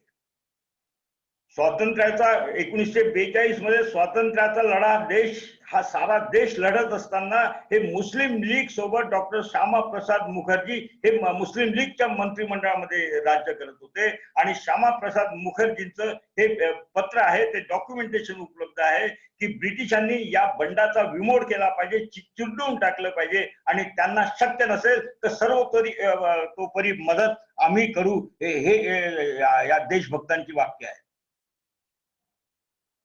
म्हणजे जे स्वातंत्र्याच्या लढ्यात नव्हते ते आता दुर्दैवाचा भाग देशभक्तीचे पुरस्कार देत आहेत आणि प्रमाणपत्र वितरित करतायत. बरं, गांधीला मारला, गांधी मरत नाही म्हणून साध्वी एखादी गांधीच्या पुतळ्यावर गोळ्या झाडते. मग त्यांनी वेगवेगळ्या पद्धतीने गांधीचं मारायचा प्रयत्न केला. म्हणजे मला नेहमी असं आश्चर्य वाटायचं जेव्हापासून थोडं समजायला लागलं की मजबुरी का नाम महात्मा गांधी हे वाक्य तुम्ही कुठेही भाषणामध्ये वापरा. लोक फिदी फिदी दात काढत असतात. मजबुरी का नाम महात्मा गांधी हे कुठून आलं? म्हणजे लिखित स्वरूपात नाही आढळणार, पण बोली भाषेमध्ये मजबुरी का नाम महात्मा गांधी म्हणजे हा वाक्प्रचार, आणि हा वाक्प्रचार सुद्धा गांधींच्या भाषणामध्ये आपण वापरला तर लोक दात काढतात या देशामध्ये. साधा विवेकाचा प्रश्न आणि साधा कॉमन सेन्सचा प्रश्न असा आहे की जो माणूस मजबूर आहे, अगतिक आहे, असहाय्य आहे, अशा माणसाला देश काय, देश कोणीच फॉलो करत नसतं. देशाचं सोडून द्या, जग म्हणजे जगचं काय, देशही फॉलो करत नाही, अशा माणसाच्या सोबत आपण राहत नसतो. मग मजबुरी का नाम महात्मा गांधी, त्यांनी फेकलं आणि आम्ही झेललं. साधा विचार नाही आला की अगतिक माणसाच्या मागे जग असत नाही आणि या माणसाच्या मागे जग आहे, तो मजबुरी का नाम महात्मा गांधी. अरे मजबुरी असेल कोणाची होती? असेल तर त्या काँग्रेसची असेल की ज्याला या गांधीचं नेतृत्व स्वीकारायला हवं, ही काँग्रेसची मजबुरी असेल, ही महात्मा गांधीची मजबुरी कशी असेल? असेल तर या देशातल्या जनतेची मजबुरी असेल की तिला महात्मा गांधीचं नेतृत्व स्वीकारावं लागलं, ही महात्मा गांधीची मजबुरी कशी असू शकते? असेल मजबुरी तर ज्या देशांनी गांधीचे ज्या 147 देशांनी गांधीचे पुतळे उभे केले त्यांची मजबुरी असू शकते, ही गांधीची मजबुरी कशी असू शकते? ज्या देशांनी गांधीच्या सन्मानार्थ टपालाची तिकीट काढलेली आहे त्या देशांची मजबुरी असेल की त्यांच्यावर सन्मानार्थ गांधीचं तिकीट काढावं लागलं, टपाल तिकीट काढावं लागलं, ही त्यांची मजबुरी असू शकते. ही मजबुरी कदाचित या देशामध्ये बराक ओबामा आल्यानंतर, जेव्हा बराक ओबामा असं म्हणतो की महात्मा गांधी झाले नसते तर मी अमेरिकेचा राष्ट्राध्यक्ष होऊ शकलो नसतो, हे बराक ओबामाला म्हणावं लागत असेल तर ही बराक ओबामाची मजबुरी असू शकते, महात्मा गांधीची मजबुरी कशी असू शकते? नेल्सन मंडेला जो असं म्हणत असेल की या संपूर्ण प्रदीर्घ स्वातंत्र्य लढ्यामध्ये, काळ्या गोऱ्यांच्या स्वातंत्र्य लढ्यामध्ये जो मी प्रदीर्घ तुरुंगवास भोगला, यावेळेस गांधी विचाराचा मला आधार नसता तर मी तुटून गेलो असतो, खचून गेलो असतो, असं जर नेल्सन मंडेला म्हणत असेल दक्षिण आफ्रिकेचा तो माणूस, तर ही मजबुरी नेल्सन मंडेलाची असू शकते, महात्मा गांधीची. किंवा एखादा थोर शास्त्रज्ञ आईन्स्टाईनला असं म्हणावं लागत असेल की पुढची पिढी कदाचित महात्मा गांधी सारखा हाडामासाचा माणूस होऊन गेला याच्यावर विश्वास ठेवत नसेल, असं गौरवास्पद उद्गार त्यांना काढावा लागत असेल, ती आईन्स्टाईनची मजबुरी असू शकेल, महात्मा गांधीची मजबुरी कुठून आली?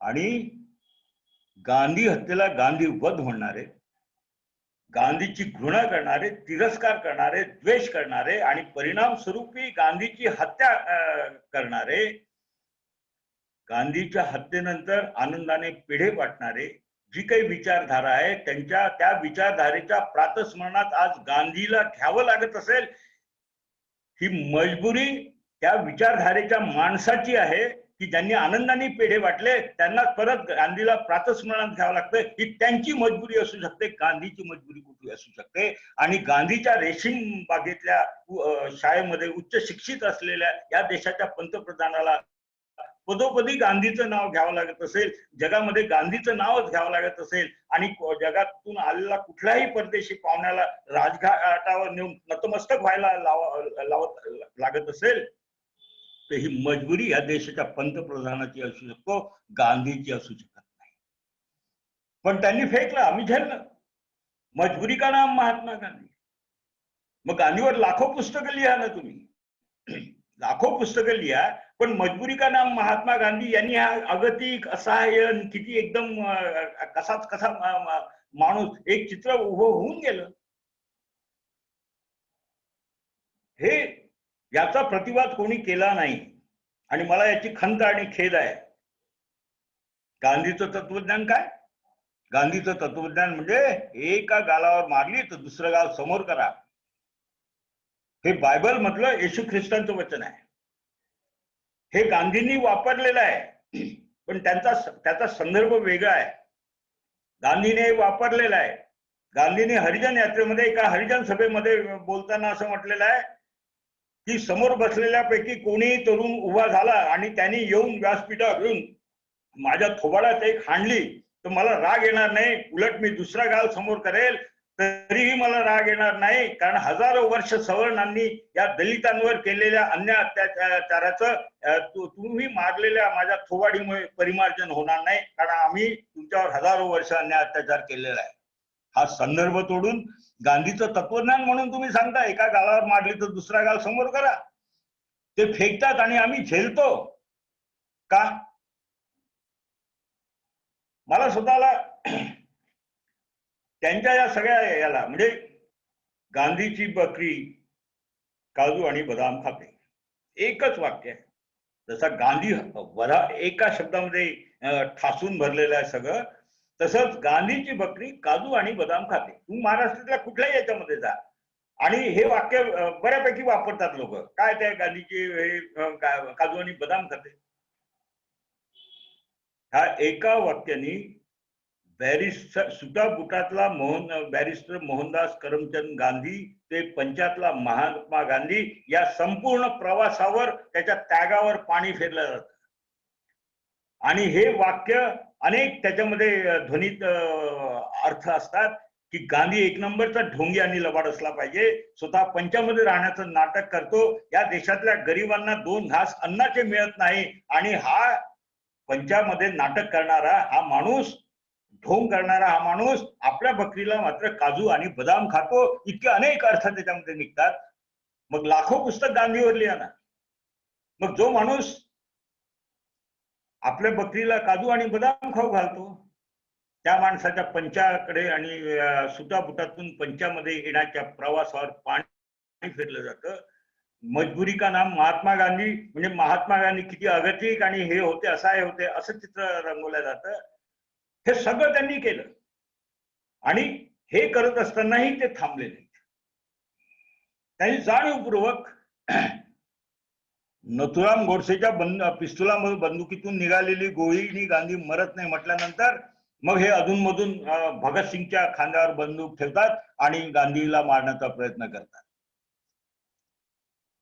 मी थोडं बहुत खेड्यामध्ये राहिलोय, फिरलोय म्हणून हे सांगतो. तरुणांच्या मनामध्ये आहे खतखत, हे कोणी रुजवलेली आहे, कोणी कुजबूज मोहीम ही चालवली आहे की महात्मा गांधी इतकं दुष्ट आणि हलकट माणूस होता की तो भगतसिंग फासावर जात असताना सुद्धा ब्रिटिशांना फासावर लटकवायची घाई नव्हती, पण या महात्म्याला, ज्याला तुम्ही राष्ट्रपिता म्हणता, त्याला घाई होती. आणि गांधी पत्रव्यवहार करत होते ब्रिटिशांशी की आता तुम्ही फाशीची शिक्षा घोषित केली आहे, तर भगतसिंगाला फाशी द्यायला उशीर का, यालाच घाई झाली. परत यार फेकतात हे सगळे आणि परत झेललं जातं, याचं काउंटर नाही केलं जात. बरं, इतिहासामध्ये सगळी दाखले आहेत, त्याचे पुरावे आहेत. जवळजवळ 7 वेळा 1931 मध्ये आयर्विन करार झाला आणि आयर्विन कराराच्या अंतर्गत जे राजबंदी हिंसक याच्यामध्ये सामील नाही आहेत त्यांना सगळ्या सुटण्याच्या संदर्भात करार सुरू आहे. त्याच बोलणीच्या दरम्यान गांधी प्रत्येक बोलणीच्या दरम्यान भगतसिंग, राजगुरू आणि सुखदेव यांची फाशी रद्द व्हावी असा आयर्विनकडे आग्रह धरत आहेत आणि ते दुर्लक्ष करतायत. असा त्या सगळ्या कराराच्या दरम्यान 7व्यांदा जेव्हा गांधी परत आयर्विन समोर हे टुमणं लावतात की नाही, त्या यांची फाशीची शिक्षा रद्द झाली पाहिजे, त्यावेळेस आयर्विन म्हणजे इरिटेट होऊन चिडीला येऊन असं म्हणतात की अहिंसेचे पुजारी एका बाजूला तुम्ही म्हणता आणि अहिंसेचे पुजारी म्हणता आणि हिंसक कारवाईमध्ये सामील असलेल्या भगतसिंग, सुखदेव, राजगुरू यांची फाशीची शिक्षा रद्द व्हावी म्हणून आग्रह धरतात. त्याच्यावर गांधीचं उत्तर आहे की इथे हिंसा अहिंसेचा मुद्दा नाही, ते या देशातले थोर आणि सर्वश्रेष्ठ क्रांतिकारक आणि थोर पुरुष आहेत, देशभक्त आहेत, म्हणून त्यांची फाशीची शिक्षा रद्द झाली पाहिजे. गांधीने हे प्रयत्न केलेले आहेत आणि हे जे पत्राचा उल्लेख करतात त्याच्यातली खोच, कारण यांना फाशीची शिक्षा रद्द ठरलेली आहे, फाशी देण्याचं ठरलेलं आहे, पण ब्रिटिश तारीख घोषित करत नाहीये. ब्रिटिश तारीख घोषित करत नाही याचं मागचं कारण असं आहे की काँग्रेसचं अधिवेशन आटपून जावं अशी त्यांची इच्छा आहे. काँग्रेसच्या अधिवेशनाच्या आधी फाशीची शिक्षा जर झाली या देशभक्तांना तर कदाचित तो उद्रेक काँग्रेसच्या अधिवेशनात ओसंडून वाहू लागेल आणि त्याचा स्फोट होण्याची शक्यता ही भीती आहे. म्हणून हे कधी काँग्रेसचं अधिवेशन आटोपते याची वाट पाहत आहेत. आणि गांधीला हे लक्षात आलेलं आहे, म्हणून गांधींनी खोचकपणे पत्र लिहिलेलं आहे की आता वाट कशाची पाहत आहे. कोणाही शहाण्या आणि गांजा न घेतलेल्या माणसांनी ते पत्र वाचलं तर त्याला त्याच्यातला आशय खोचकपणा लक्षात येईल. पण सनातनीपणाची अफवा आणि गांजा घेतलेल्या लोकांच्या ते लक्षात येणार नाही. त्यांच्या लक्षात येत नाही हे मी मला समजू शकतं. पण तुमच्या आमच्या ही याच्यामध्ये म्हणजे नेताजी सुभाषचंद्र बोसांच्या एका पुस्तकामध्ये हे स्पष्ट म्हटलेलं आहे की गांधींनी निकराचे प्रयत्न भगत सिंगांना माफी मिळावी याच्यासाठी केलेले आहे. हे नेताजी सुभाषचंद्र बोसच्या पुस्तकामध्ये स्पष्ट उल्लेख. बरं, भगतसिंगाचा पुळका कोण आणतं? भगतसिंगाच्या साठी काहीही न केलेले, कारण भगतसिंग त्यांना प्रिय नाही, कारण भगतसिंग परत या अपवित्र स्वातंत्र्याच्या लढाईमध्ये आहे. त्याचे मार्ग वेगळे असतील, त्याचे हिंसेचे मार्ग असतील, पण ते समानतेचा पुरस्कृत असलेलं स्वातंत्र्याच्या लढाईमध्ये ते आहेत. आणि हे स्वातंत्र्याच्या लढाईमध्ये नाही आहे. भगतसिंगासाठी हेडगेवारांनी एखादं व्हाईसरॉयला पत्र लिहिलेलं आहे इतिहासात?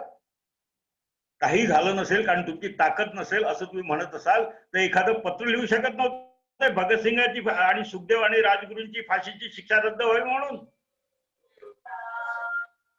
इतिहासात दाखला नाही.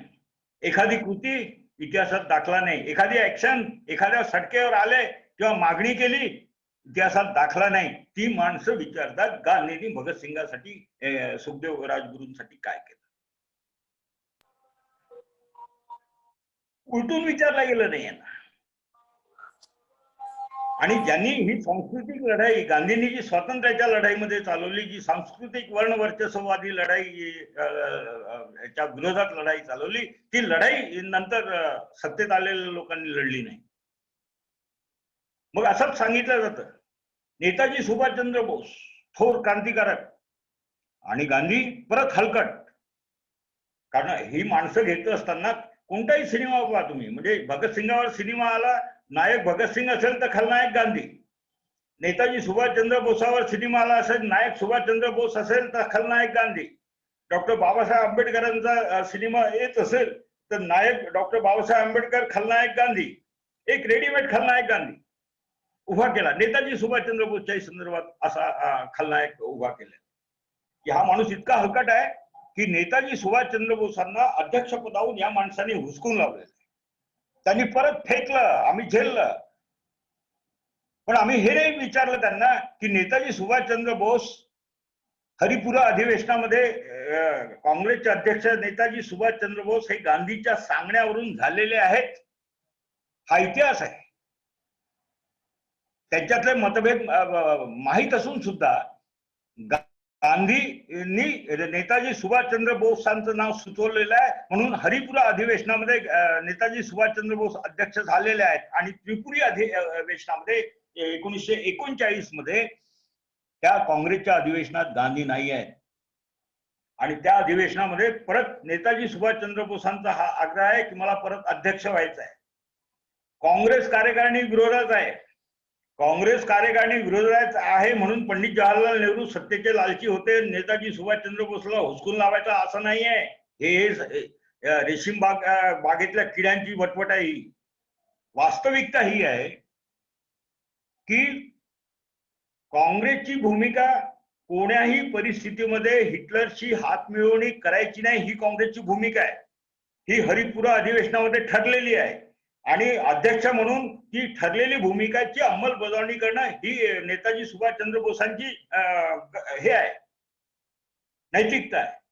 पण तरी सुद्धा नेताजी सुभाषचंद्र बोस ताजमहल हॉटेलमध्ये जेव्हा हिटलरचा मंत्री येतो तेव्हा ते गुप्तपणे त्याला भेटायला जातात. हे सांगत नाही. हे हा सगळा इतिहास आहे. नेताजी सुभाषचंद्र बोस त्यांना बरं, नेताजी सुभाषचंद्र बोसच्या काही व्यक्तिगत महत्वाकांक्षा नाही आहे. त्यांना असं वाटतं स्वातंत्र्य मिळालं पाहिजे. स्वातंत्र्य मिळालं पाहिजे आणि मग ब्रिटिशांचा विरोधी हिटलर, म्हणजे आपल्याकडे म्हणतात ना की शत्रूचा शत्रू तो आपला मित्र. नेताजी सुभाषचंद्र बोसांना असं वाटतं नाही त्या माध्यमातून का होईना हिटलरची मदत मिळत असेल तर ती घेतली पाहिजे आणि स्वातंत्र्य मिळवलं पाहिजे. आणि काँग्रेसची भूमिका त्याच्या विरोधी आहे.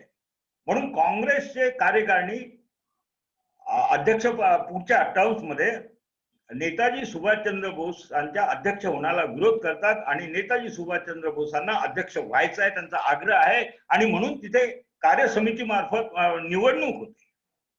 म्हणजे काँग्रेसचे उमेदवार पट्टाभी सीतारामय्या आणि म्हणजे नेताजी सुभाषचंद्र बोस स्वतंत्रपणे उभे आहेत. अधिकृतपणे काँग्रेसचा उमेदवार उभा आहे. नेताजी सुभाषचंद्र बोसांची लोकप्रियता एवढी आहे की ते काँग्रेसचा अधिकृत उमेदवाराला पाडून सुद्धा बहुमताने निवडून येतात. परत काँग्रेस कार्यकारिणी अडचणीत आल्यासारखी त्यांना वाटतं. मग ते अट घालतात, अभिनंदनही करतात आणि अट अशी घालतात की आता जी काही नवीन कार्यकारिणी तुम्ही निवडणार आहात ती महात्मा गांधींच्या अशी सल्ला मसलत केल्याशिवाय निवडायची नाही.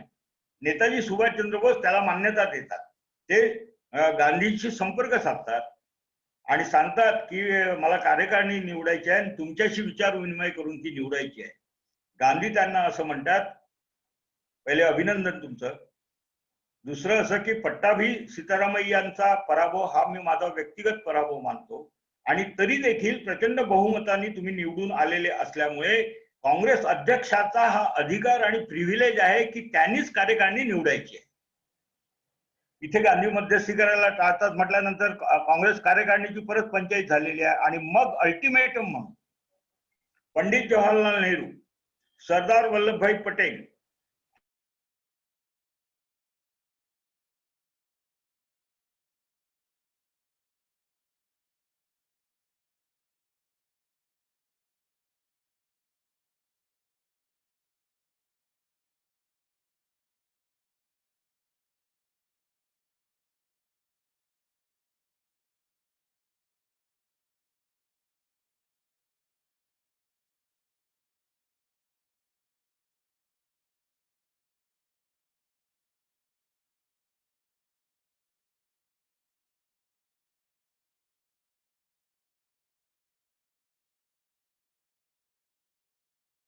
नेताजी सुभाषचंद्र बोस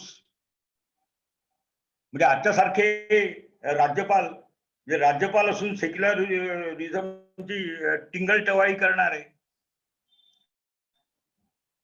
समता मानणारे, समाजवाद मानणारे. बरं, नेताजी सुभाषचंद्र बोस आणि यांचं खूप सख्य आहे. 1944 मध्ये गांधी यांचा 75वा वाढदिवस आहे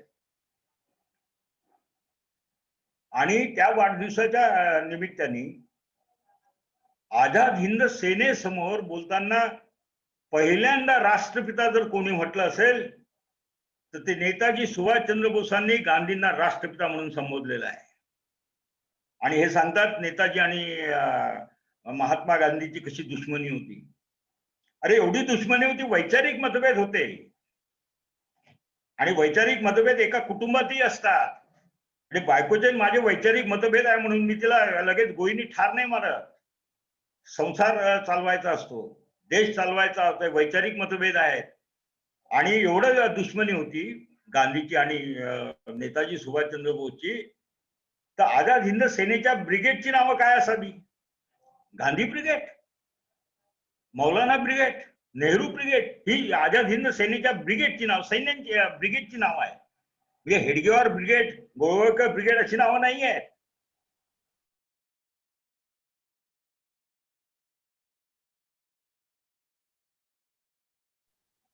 मी हे याच्यासाठी या देशात देश तुटणार आहे या कळकळीतून हे बोलतोय. मी गांधीवादी वगैरे नाही आहे, पण हे मी याच्यासाठी सांगतो की हा इतिहास समजून न घेता आता जे काही घडते आहे त्याचा उलगडा होत नाहीये.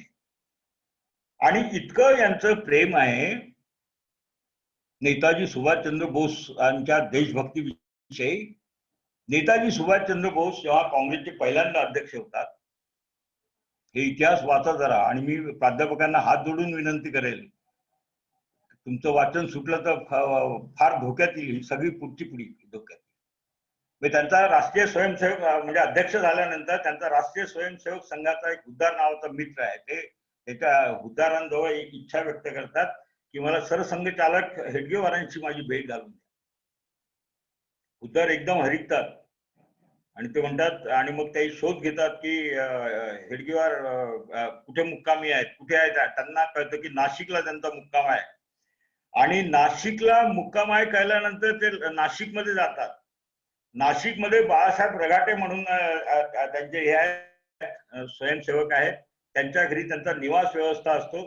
एक दरबार लागलेला असतो, एका हॉलमध्ये पलंगावर हेडगेवार बसलेले असतात, संघ स्वयंसेवक बसलेले असतात, हास्य विनोद आणि चाललेला असतो, मस्त आनंदी आणि प्रसन्न हास्य कल्लोळामध्ये वातावरण असतं.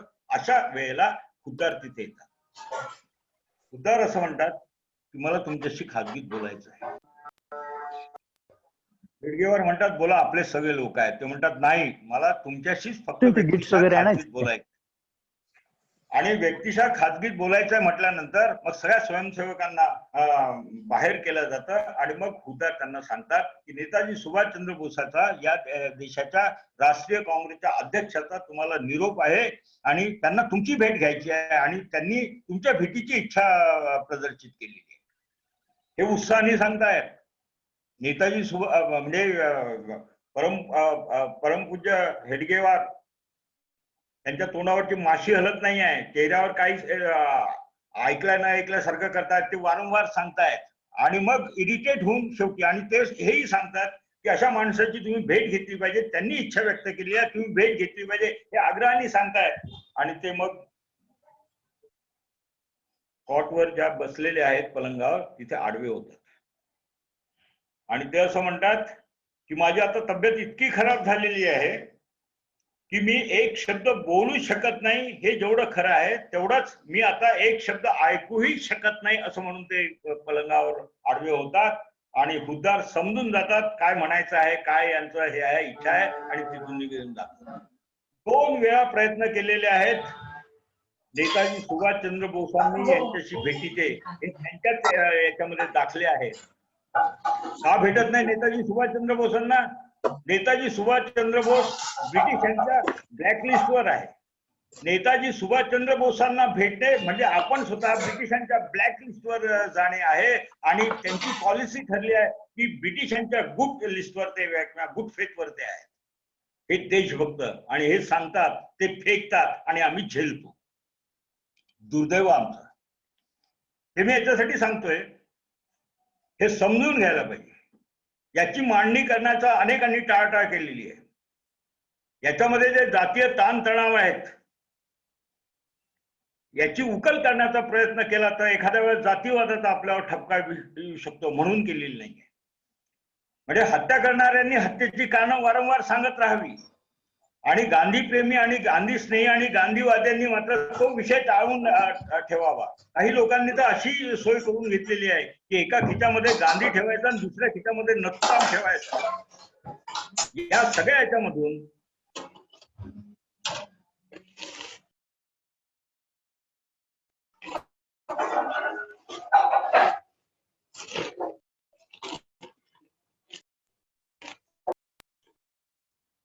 नाही सर.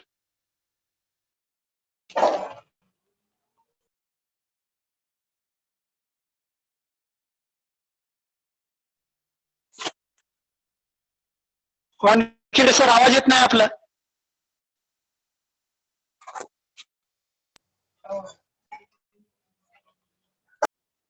नेट प्रॉब्लेम आहे, 2 मिनिट. सरांचं म्यूट झालेलं आहे फोन. म्यूट झाला सरांचा फोन. सर अनम्यूट व्हा सर. गावापासून झालाय सरांचा. आता येतोय का? ओके सर, ओके येतोय. पण म्हणजे बऱ्याच वेळापासून झालाय का? जस्ट आता नाही झालं नाही सर. आता झालं सर. नाही येतो सर, आता येतो. चाललं सर. बाहेरची माणसं ही परिघात आणलेली आहे. हे कसं झालं, मला नेहमी एक उदाहरण गमतीशीर आठवतं की यांचा कंपार्टमेंट आहे, रेल्वेने हे प्रवास करतायत, आणि ते आहेत मस्त हातपाय पसून बसलेले आहेत सगळ्या बर्थवर, आणि गांधी नावाचा माणूस येतो आणि प्रत्येक प्लॅटफॉर्मवर त्याच्या कंपार्टमेंट मध्ये माणसं घुसवतो. मग हा आडवा तिडवा बसलेला जो माणूस आहे, वर्णवर्चस्ववादी सगळे प्रिव्हिलेजेस घेऊन राहिलेले आहे, त्याला हातपाय आखडते घ्यावे लागतात आणि एका क्षणी त्याला उठून असं बसावं लागतं. याच्या स्वातंत्र्याचा अवकाश जो दिलेला आहे यांना जन्मतः, त्याचा संकोच गांधी करतो म्हणून गांधी वाईट आहे, म्हणून गांधी घृणास्पद आहे, म्हणून गांधी तिरस्करणीय. हे थोडं समजून घेण्याची गरज आहे असं मला वाटतं. त्या निमित्ताने माझी स्वतःची विनंती हात जोडून आहे तुम्हाला. गांधी का मरत नाही या लेखकाचं पुस्तक आहे म्हणून मी हे तुम्हाला विनंती करतो असं समजू नका. पण ज्या पद्धतीने एक मांडणी करायला पाहिजे होती, म्हणजे गांधीची हत्या का केली या अंगाने ही मांडणी जगन फडणवीस यांनी महात्म्याची अखेर या पुस्तकामध्ये केलेली आहे. याची सुरुवात केली 132 पानाच्या त्या पुस्तकामध्ये महात्मा गांधीची हत्या का केली अशी सुरुवात झाली आहे. पण कशी हत्या झाली याच्यावर गेलेल्या आहेत. या संपूर्ण याच्यामध्ये गांधींची हत्या का झाली हे समजून घेतल्याशिवाय गांधी समजू शकत नाही, हा माझा दावा आहे. शेवटचाच मुद्दा मी सांगतो, गांधी मरत नसतात. कारण मरत नसतात कधी कधी तर मला की जो माणूस मेलाच नाही त्याच्या संदर्भामध्ये नथुरामला फाशीची शिक्षा झाली, खरंच दुर्दैव आहे. कारण हा जर माणूस मरतच नसेल तर आणि त्याची फाशीची शिक्षा बिचारे नथुराम भोगतोय. सत्य म्हणजे अनेक लोक असं म्हणतात, नाही हो तुमचा जमाना अलग होता. काय जमाना अलग होता माहित नाही, म्हणजे साधन संपन्नता, तंत्रज्ञान वगैरे वगैरे या बाबतीत तुम्ही पुढे गेलेला असाल.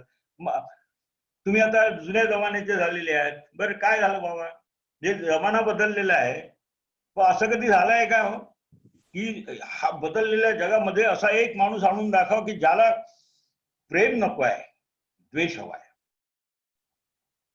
असा माणूस. हे खरं आहे, मी तुमचा सगळ्या जगाचा द्वेष करेल, पण मी जगाचा द्वेष करत असताना जगाने मला प्रेम दिलं पाहिजे हीच माझी अपेक्षा आहे. बदललेल्या ही या जगात मी तुमच्याशी खोटं बोलत असेल, पण मला कोणीही माझ्याशी खोटं बोललेलं आवडत नाही. म्हणून मला माझ्यासाठी सत्यच पाहिजे.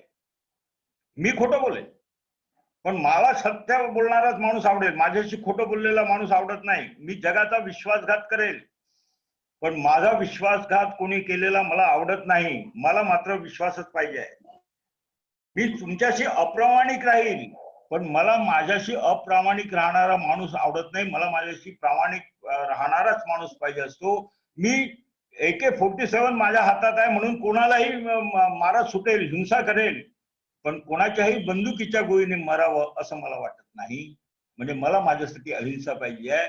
जोपर्यंत जग कितीही बदललेलं असलं तरी मला माझ्यासाठी हिंसा नको, अहिंसा पाहिजे असेल. मला माझ्यासाठी खोटं बोलणारा माणूस नाही तर माझ्याशी खरं बोलणारा, म्हणजे मला सत्य पाहिजे असेल, मला प्रामाणिकच माणूस पाहिजे असेल, मला मी द्वेष करत असेल तरी माझ्यावर प्रेम करणाराच माणूस पाहिजे असेल, तर ज्या अर्थी मला प्रेम करणारा माणूसच पाहिजे, माझ्याशी खरं बोलणारा, सत्य बोलणारा माणूस पाहिजे. मला माझ्या बाबतीत अहिंसाच पाहिजे, मला प्रामाणिकताच पाहिजे, मला इमानदारीच पाहिजे, मला विश्वास पाहिजे. या मूल्यांचं प्रतीक गांधी आहे आणि ही मूल्य जोपर्यंत मरत नाही तोपर्यंत गांधी मरत नाही. आपली अडचण अशी झालेली आहे की दिवसभर आपण कुरकुर करतो. कुरकुर अशी की नाही हो चांगुलपणाला आजकाल काय किंमत आहे. म्हणजे माझ्या घरी नागपूरला जेव्हा खेड्यापाड्यातून लोक येतात, काही कामानिमित्त नागपूरला येतात, दिवसभर मग त्यांची तक्रार आहे चांगुलपणाला आता काही किंमत नाही, खऱ्यापणाला काही किंमत नाही, हे दिवसभर बोलतात. निघता निघता विचारतात की इथे सगळ्यात चांगला वकील कोण आहे. माझ्या मुलाची ऍडमिशन आहे, शाळेत घ्यायची आहे, कुठल्या शाळेत घेऊ, सगळ्यात चांगली शाळा कोणती आहे. कोणीतरी जाता जाता इथे सगळ्यात चांगलं हॉटेल कोणतं आहे. अरे म्हणजे विचारता सगळं, चांगला शिक्षक कोण आहे, चांगला वकील कोण आहे, चांगला डॉक्टर कोण आहे, म्हणजे सगळं चांगलं चांगलं विचारतात आणि दुसऱ्या बाजूला म्हणतात की चांगुलपणाला मरण नाही. मला स्वतःला असं वाटतं की चांगुलपणाला मरण नाही तोपर्यंत गांधी मरत नाही. सत्य, अहिंसा, प्रेम, प्रामाणिकता हे जोपर्यंत पाहिजे. फक्त अडचण गांधीची माझी एवढीच आहे की मला असं वाटतं की द्वेषाची बिया पेरणी करून प्रेमाचं पीक मला मिळालं पाहिजे. फक्त गांधी मला हसत हसत म्हणतो की बाबा असं होत नाही रे, टमाट्याचं बी पेरून वांगे येत नसतात रे, असं गांधी म्हणतो. आणि हे गांधीचं म्हणणं मला आवडत नाही. हाच आमच्या अडचणीचा भाग आहे. मला असं वाटतं की या निमित्ताने बराच वेळ मी बोलतोय तरी शांतपणे आपण ऐकलं आहे. माझी परत हात जोडून विनंती आहे की गांधी का मरत नाही हे पुस्तक आपण अवश्य किमान प्राध्यापकांनी तरी वाचावं. विद्यार्थ्यांनी वाचलं तर सोन्याहून पिवळं, तेही वाचतील, पण हे पुस्तक वाचावं. कारण याच्यामध्ये अनेक अर्थाने वेगवेगळी जी काही आहे म्हणजे त्याची हे केलेली आहे. थोडं या महात्म्याला समजून घ्यावं. आणि हे जे लांछन मजबुरी का नाम महात्मा गांधी नाही तर मजबूती का नाम महात्मा गांधी आहे, हे तुम्ही लोकांनी प्रस्थापित केलं नाही. माझं स्वतःच असं म्हणणं आहे की ज्या आपण पद्मश्री शामराव कदमांची आज जन्मशताब्दी साजरी करतो, ही माणसं अखेर उगवली कुठून? या स्वातंत्र्याच्या लढ्यामध्ये समता स्वातंत्र्य बंधुत्वाची बियाणं गांधींनी पेरलं. त्याच्यातलं हे एक शामरावजी कदमांच्या रूपामध्ये, शंकरराव चव्हाणांच्या रूपामध्ये ही माणसं उगवलेली आहे. ही परिघाबाहेर असलेली माणसं गांधींनी परिघात घातली नसती तर एवढा मोठा चमत्कार ही माणसं मोठी झाली नसती. त्या गांधीला विसरता कामा नये अशी एक हात जोडून विनंती आहे. तुम्ही सगळ्यांनी हे आयोजन केलं त्याबद्दलही धन्यवाद. इतका वेळ तुम्ही ऐकतात आणि बोलतोय त्याही बद्दल आभारी आहे. काही चुकून इकडे तिकडे शब्द गेला असेल तर गेला असेल, माफी मी मागत नाही. धन्यवाद. नमस्कार.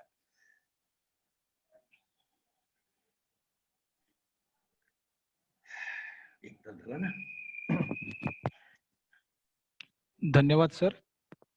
या ठिकाणी आजच्या कार्यक्रमाचे प्रमुख मार्गदर्शक आवाजच येत नाही. हॅलो. हा हा सर. हॅलो. हा सर, आवाज येतोय का? हा येतो आता, बोला. हा आता येतो. धन्यवाद सर. या ठिकाणी आजच्या कार्यक्रमाचे प्रमुख मार्गदर्शन चंद्रकांत वानखेडे सर यांनी आपल्याला आपल्या व्याख्यानातून गांधी उलगडताना आपल्याला असं सांगितलेलं आहे. चंद्रकांत वानखेडे सर यांच्या वाणीतून गांधी समजून घेताना आम्हाला असं लक्षात येतं की 147 देशामध्ये गांधीजींचे पुतळे आहेत. 167 राष्ट्रांनी गांधींच्या नावे टपाल तिकीट काढलेले आहे. जगात एकही असे विद्यापीठ नाही की ज्या ठिकाणी गांधी अभ्यासले जात नाहीत. जगाच्या पाठीवरती भारतीय म्हणजे गांधी अशी ओळख आहे. बराक ओबामा म्हणतात, गांधी जन्माला आले नसते तर मी अमेरिकेचा राष्ट्राध्यक्ष होऊ शकलो नसतो. तर नेल्सन मंडेला असे म्हणतात की गांधी विचारधारेचा आधार नसता तर मी तुरुंगवासात टिकाव धरू शकलो नसतो. यावरून आपल्याला असे लक्षात येते की गांधी एवढा मोठा समुद्र आहे की तो घागरीमध्ये बसू शकत नाही. त्याचबरोबर सर इतिहासामध्ये घेऊन आपल्याला जातात आणि इतिहासामध्ये दाखले देऊन आपल्याला सांगतात की गांधी यांच्यावरती लाखो ग्रंथ उपलब्ध आहेत. सामाजिक स्वातंत्र्य अगोदर की राजकीय स्वातंत्र्य अगोदर, सामाजिक स्वातंत्र्य अगोदर की राजकीय स्वातंत्र्य अगोदर यावर टिळक आणि गांधी यांच्यामध्ये विरोधाभास होता. गांधींनी पहिल्यांदा काँग्रेसच्या मंचावर शेतकऱ्यांच्या प्रश्नांना वाचा फोडली आणि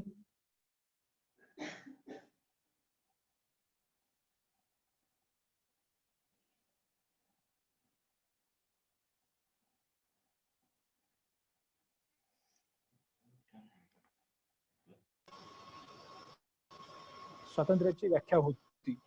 त्याचबरोबर 1920 साली एक किस्सा घडलेला सरांनी आपल्या व्याख्यानात सांगितला. त्या ठिकाणी सर आपल्याला असं म्हणतात की सनातन्यांनी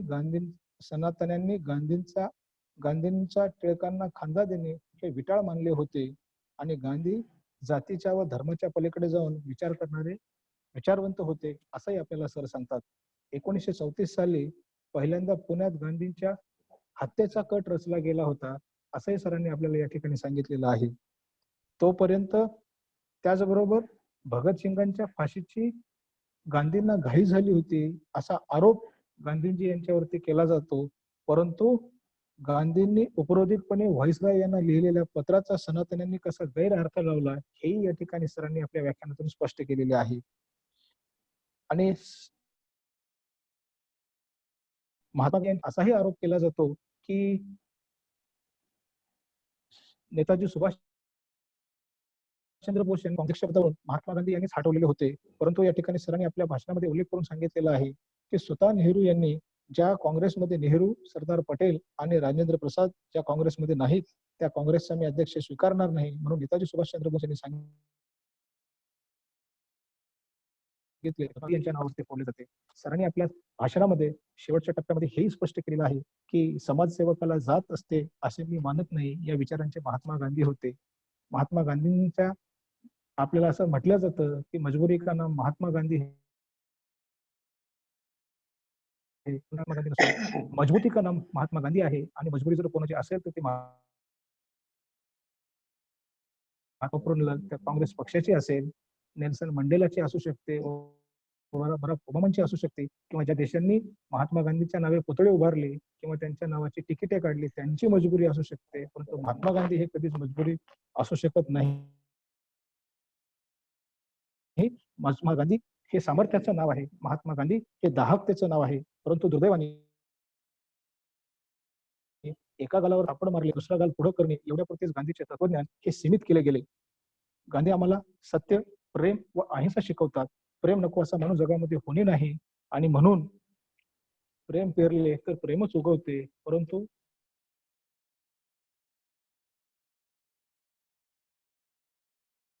करमचंद गांधी ते पंचामधला महात्मा गांधी हा प्रवास चित्तथरारक आहे. आणि चांगोलपणाला जोपर्यंत वाव आहे तोपर्यंत गांधी मरू शकत नाही. हाच सरांच्या या विचाराचा, या मार्गदर्शनाचा आत्मा आहे, सारांश आहे, असं मला या ठिकाणी सांगावंसं वाटतं. सर अतिशय व्यवस्थितरित्या महात्मा गांधी यांच्या विचारावरती, यांच्या जीवनावरती आपण प्रकाश टाकून आम्हाला खरा इतिहास या ठिकाणी आपण सांगितला. त्याबद्दल महाविद्यालयाच्या वतीने मी आपले आभार व्यक्त करतो, धन्यवाद देतो.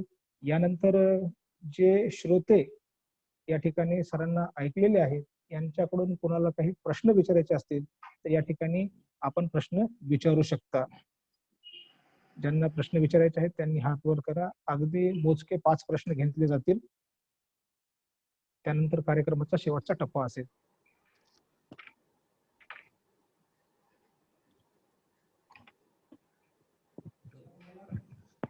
ज्या कोणाला सरांना प्रश्न विचारायचा आहे त्यांनी आपला हात रेस करावा.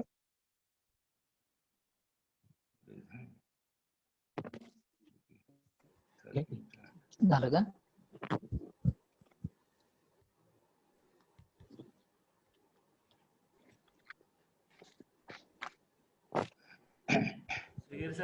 काही प्रश्न आहेत का कोणचे?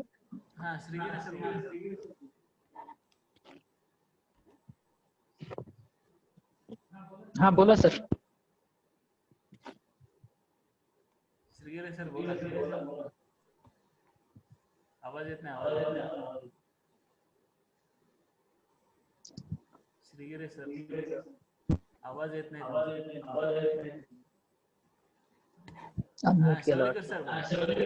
मनोहर सर हा सर. प्रश्न नसतील तर आभार व्यक्त करायला. ठीक आहे सर. कुणाचे प्रश्न नाहीत का? अजून कोणी आहे का? सर बोला. असळकर सर आहे का कोणी अजून? शेवलेकर सर घ्या. घेऊन टाका. आपल्याला काय नेमकं ठीक आहे. या ठिकाणी ज्यांना प्रश्न विचारायचा त्यांच्याशी आपण कनेक्ट होऊ शकत नसल्यामुळे या कार्यक्रमाच्या शेवटचा टप्पा औपचारिकतेचा म्हणजे आभार प्रदर्शन. या ठिकाणी या कार्यक्रमाचे आभार करण्यासाठी मी संयोजन समितीचे सदस्य, माझे सहकारी मित्र प्राध्यापक सरांना होतो की त्यांनी आभार व्यक्त करावेत. साईनाथ कोरे. धन्यवाद सर. धर्माबाद शिक्षण संस्था धर्माबाद संचलित लाल बहादूर शास्त्री महाविद्यालय धर्माबाद, तालुका धर्माबाद, जिल्हा नांदेड च्या वतीने आयोजित कैलासवासी पद्मश्री शामरावजी कदम यांच्या जन्मशताब्दी वर्षानिमित्त विशेष व्याख्यानाचे आयोजन आज या ठिकाणी करण्यात आलेले आहे. या कार्यक्रमाला अध्यक्ष म्हणून लाभलेले डॉक्टर कमल किशोरजी काकाणी साहेब, सचिव धर्माबाद शिक्षण संस्था धर्माबाद साहेबांनी आम्हाला वेळातला वेळ देऊन मार्गदर्शन केलेले आहे. साहेबांचे मी महाविद्यालयाच्या वतीने आभार व्यक्त करतो. तसेच या ऑनलाईन व्याख्यानमालेचे केंद्रबिंदू असलेले महाराष्ट्रातील सुप्रसिद्ध विचारवंत, लेखक, ज्येष्ठ पत्रकार व सामाजिक कार्यकर्ते, शेतकरी आंदोलक माननीय श्री चंद्रकांतजी वानखेडे सर. सरांनी आम्हाला इतिहासकालीन उदाहरणासह सर्व धर्म समभाव असलेले सच्चे देशभक्त महात्मा गांधी आम्हाला समजून सांगितलेले आहे. सरांनी महात्मा गांधीजींच्या विविध पैलूवर या ठिकाणी प्रकाश टाकलेला आहे. सरांच्या मार्गदर्शनातून मला या ठिकाणी 2 ओळी आठवतात. ऐसे जियो जैसे कि तुम कल मरने वाले हो, ऐसे जियो जैसे कि तुम कल मरने वाले हो, ऐसा कार्य करो कि तुम हमेशा के लिए जीने वाले हो. अशीच शिकवण सरांनी आपल्या मार्गदर्शन देऊन महात्मा गांधीचे विचार आजही कसे जिवंत आहेत याविषयी सखोल असे मार्गदर्शन केलेले आहे. असे बहुआयामी व्यक्तिमत्व असलेले माननीय श्री चंद्रकांतजी वानखेडे सर यांचे मी महाविद्यालयाच्या वतीने आभार व्यक्त करतो. तसेच महाविद्यालयाचे प्रभारी प्राचार्य डॉक्टर श्रीरामजी गव्हाणे सर यांनी आपल्या प्रस्ताविकेमधून महाविद्यालयाची परंपरा व पद्मश्री शामरावजी कदम यांची यशोगाथा सांगितली आहे. त्यांचेही मी महाविद्यालयाच्या वतीने आभार व्यक्त करतो. तसेच राज्यभरातून या कार्यक्रमाला उपस्थित राहिलेले सर्व मान्यवर, पालक, विद्यार्थी, शिक्षक, शिक्षकेतर कर्मचारी, प्राध्यापक वृंद व संयोजन समितीतील doctor Yogesh Joshi sir, doctor Prabhakar Jadhav sir, doctor Kasalikar sir, संचलनाची धुरा सांभाळणारे आमचे मित्र मनोरकर सर व महाविद्यालयातील सर्व प्राध्यापक बंधू भगिनी या सर्वांचे मी आभार व्यक्त करतो व अध्यक्षाच्या वतीने हा कार्यक्रम संपन्न झाला असे मी जाहीर करतो. सर्वांचे मनपूर्वक आभार. धन्यवाद. सर्वांचे पुनश्च एकदा मनपूर्वक आभार. या ठिकाणी हा कार्यक्रम संपन्न झालेला आहे. या कार्यक्रमाच्या मला बोलायचं होतं. आता बेटा कार्यक्रम संपन्न झालेला आहे, कुणालाही बोलता येणार नाही. माफ करा आता.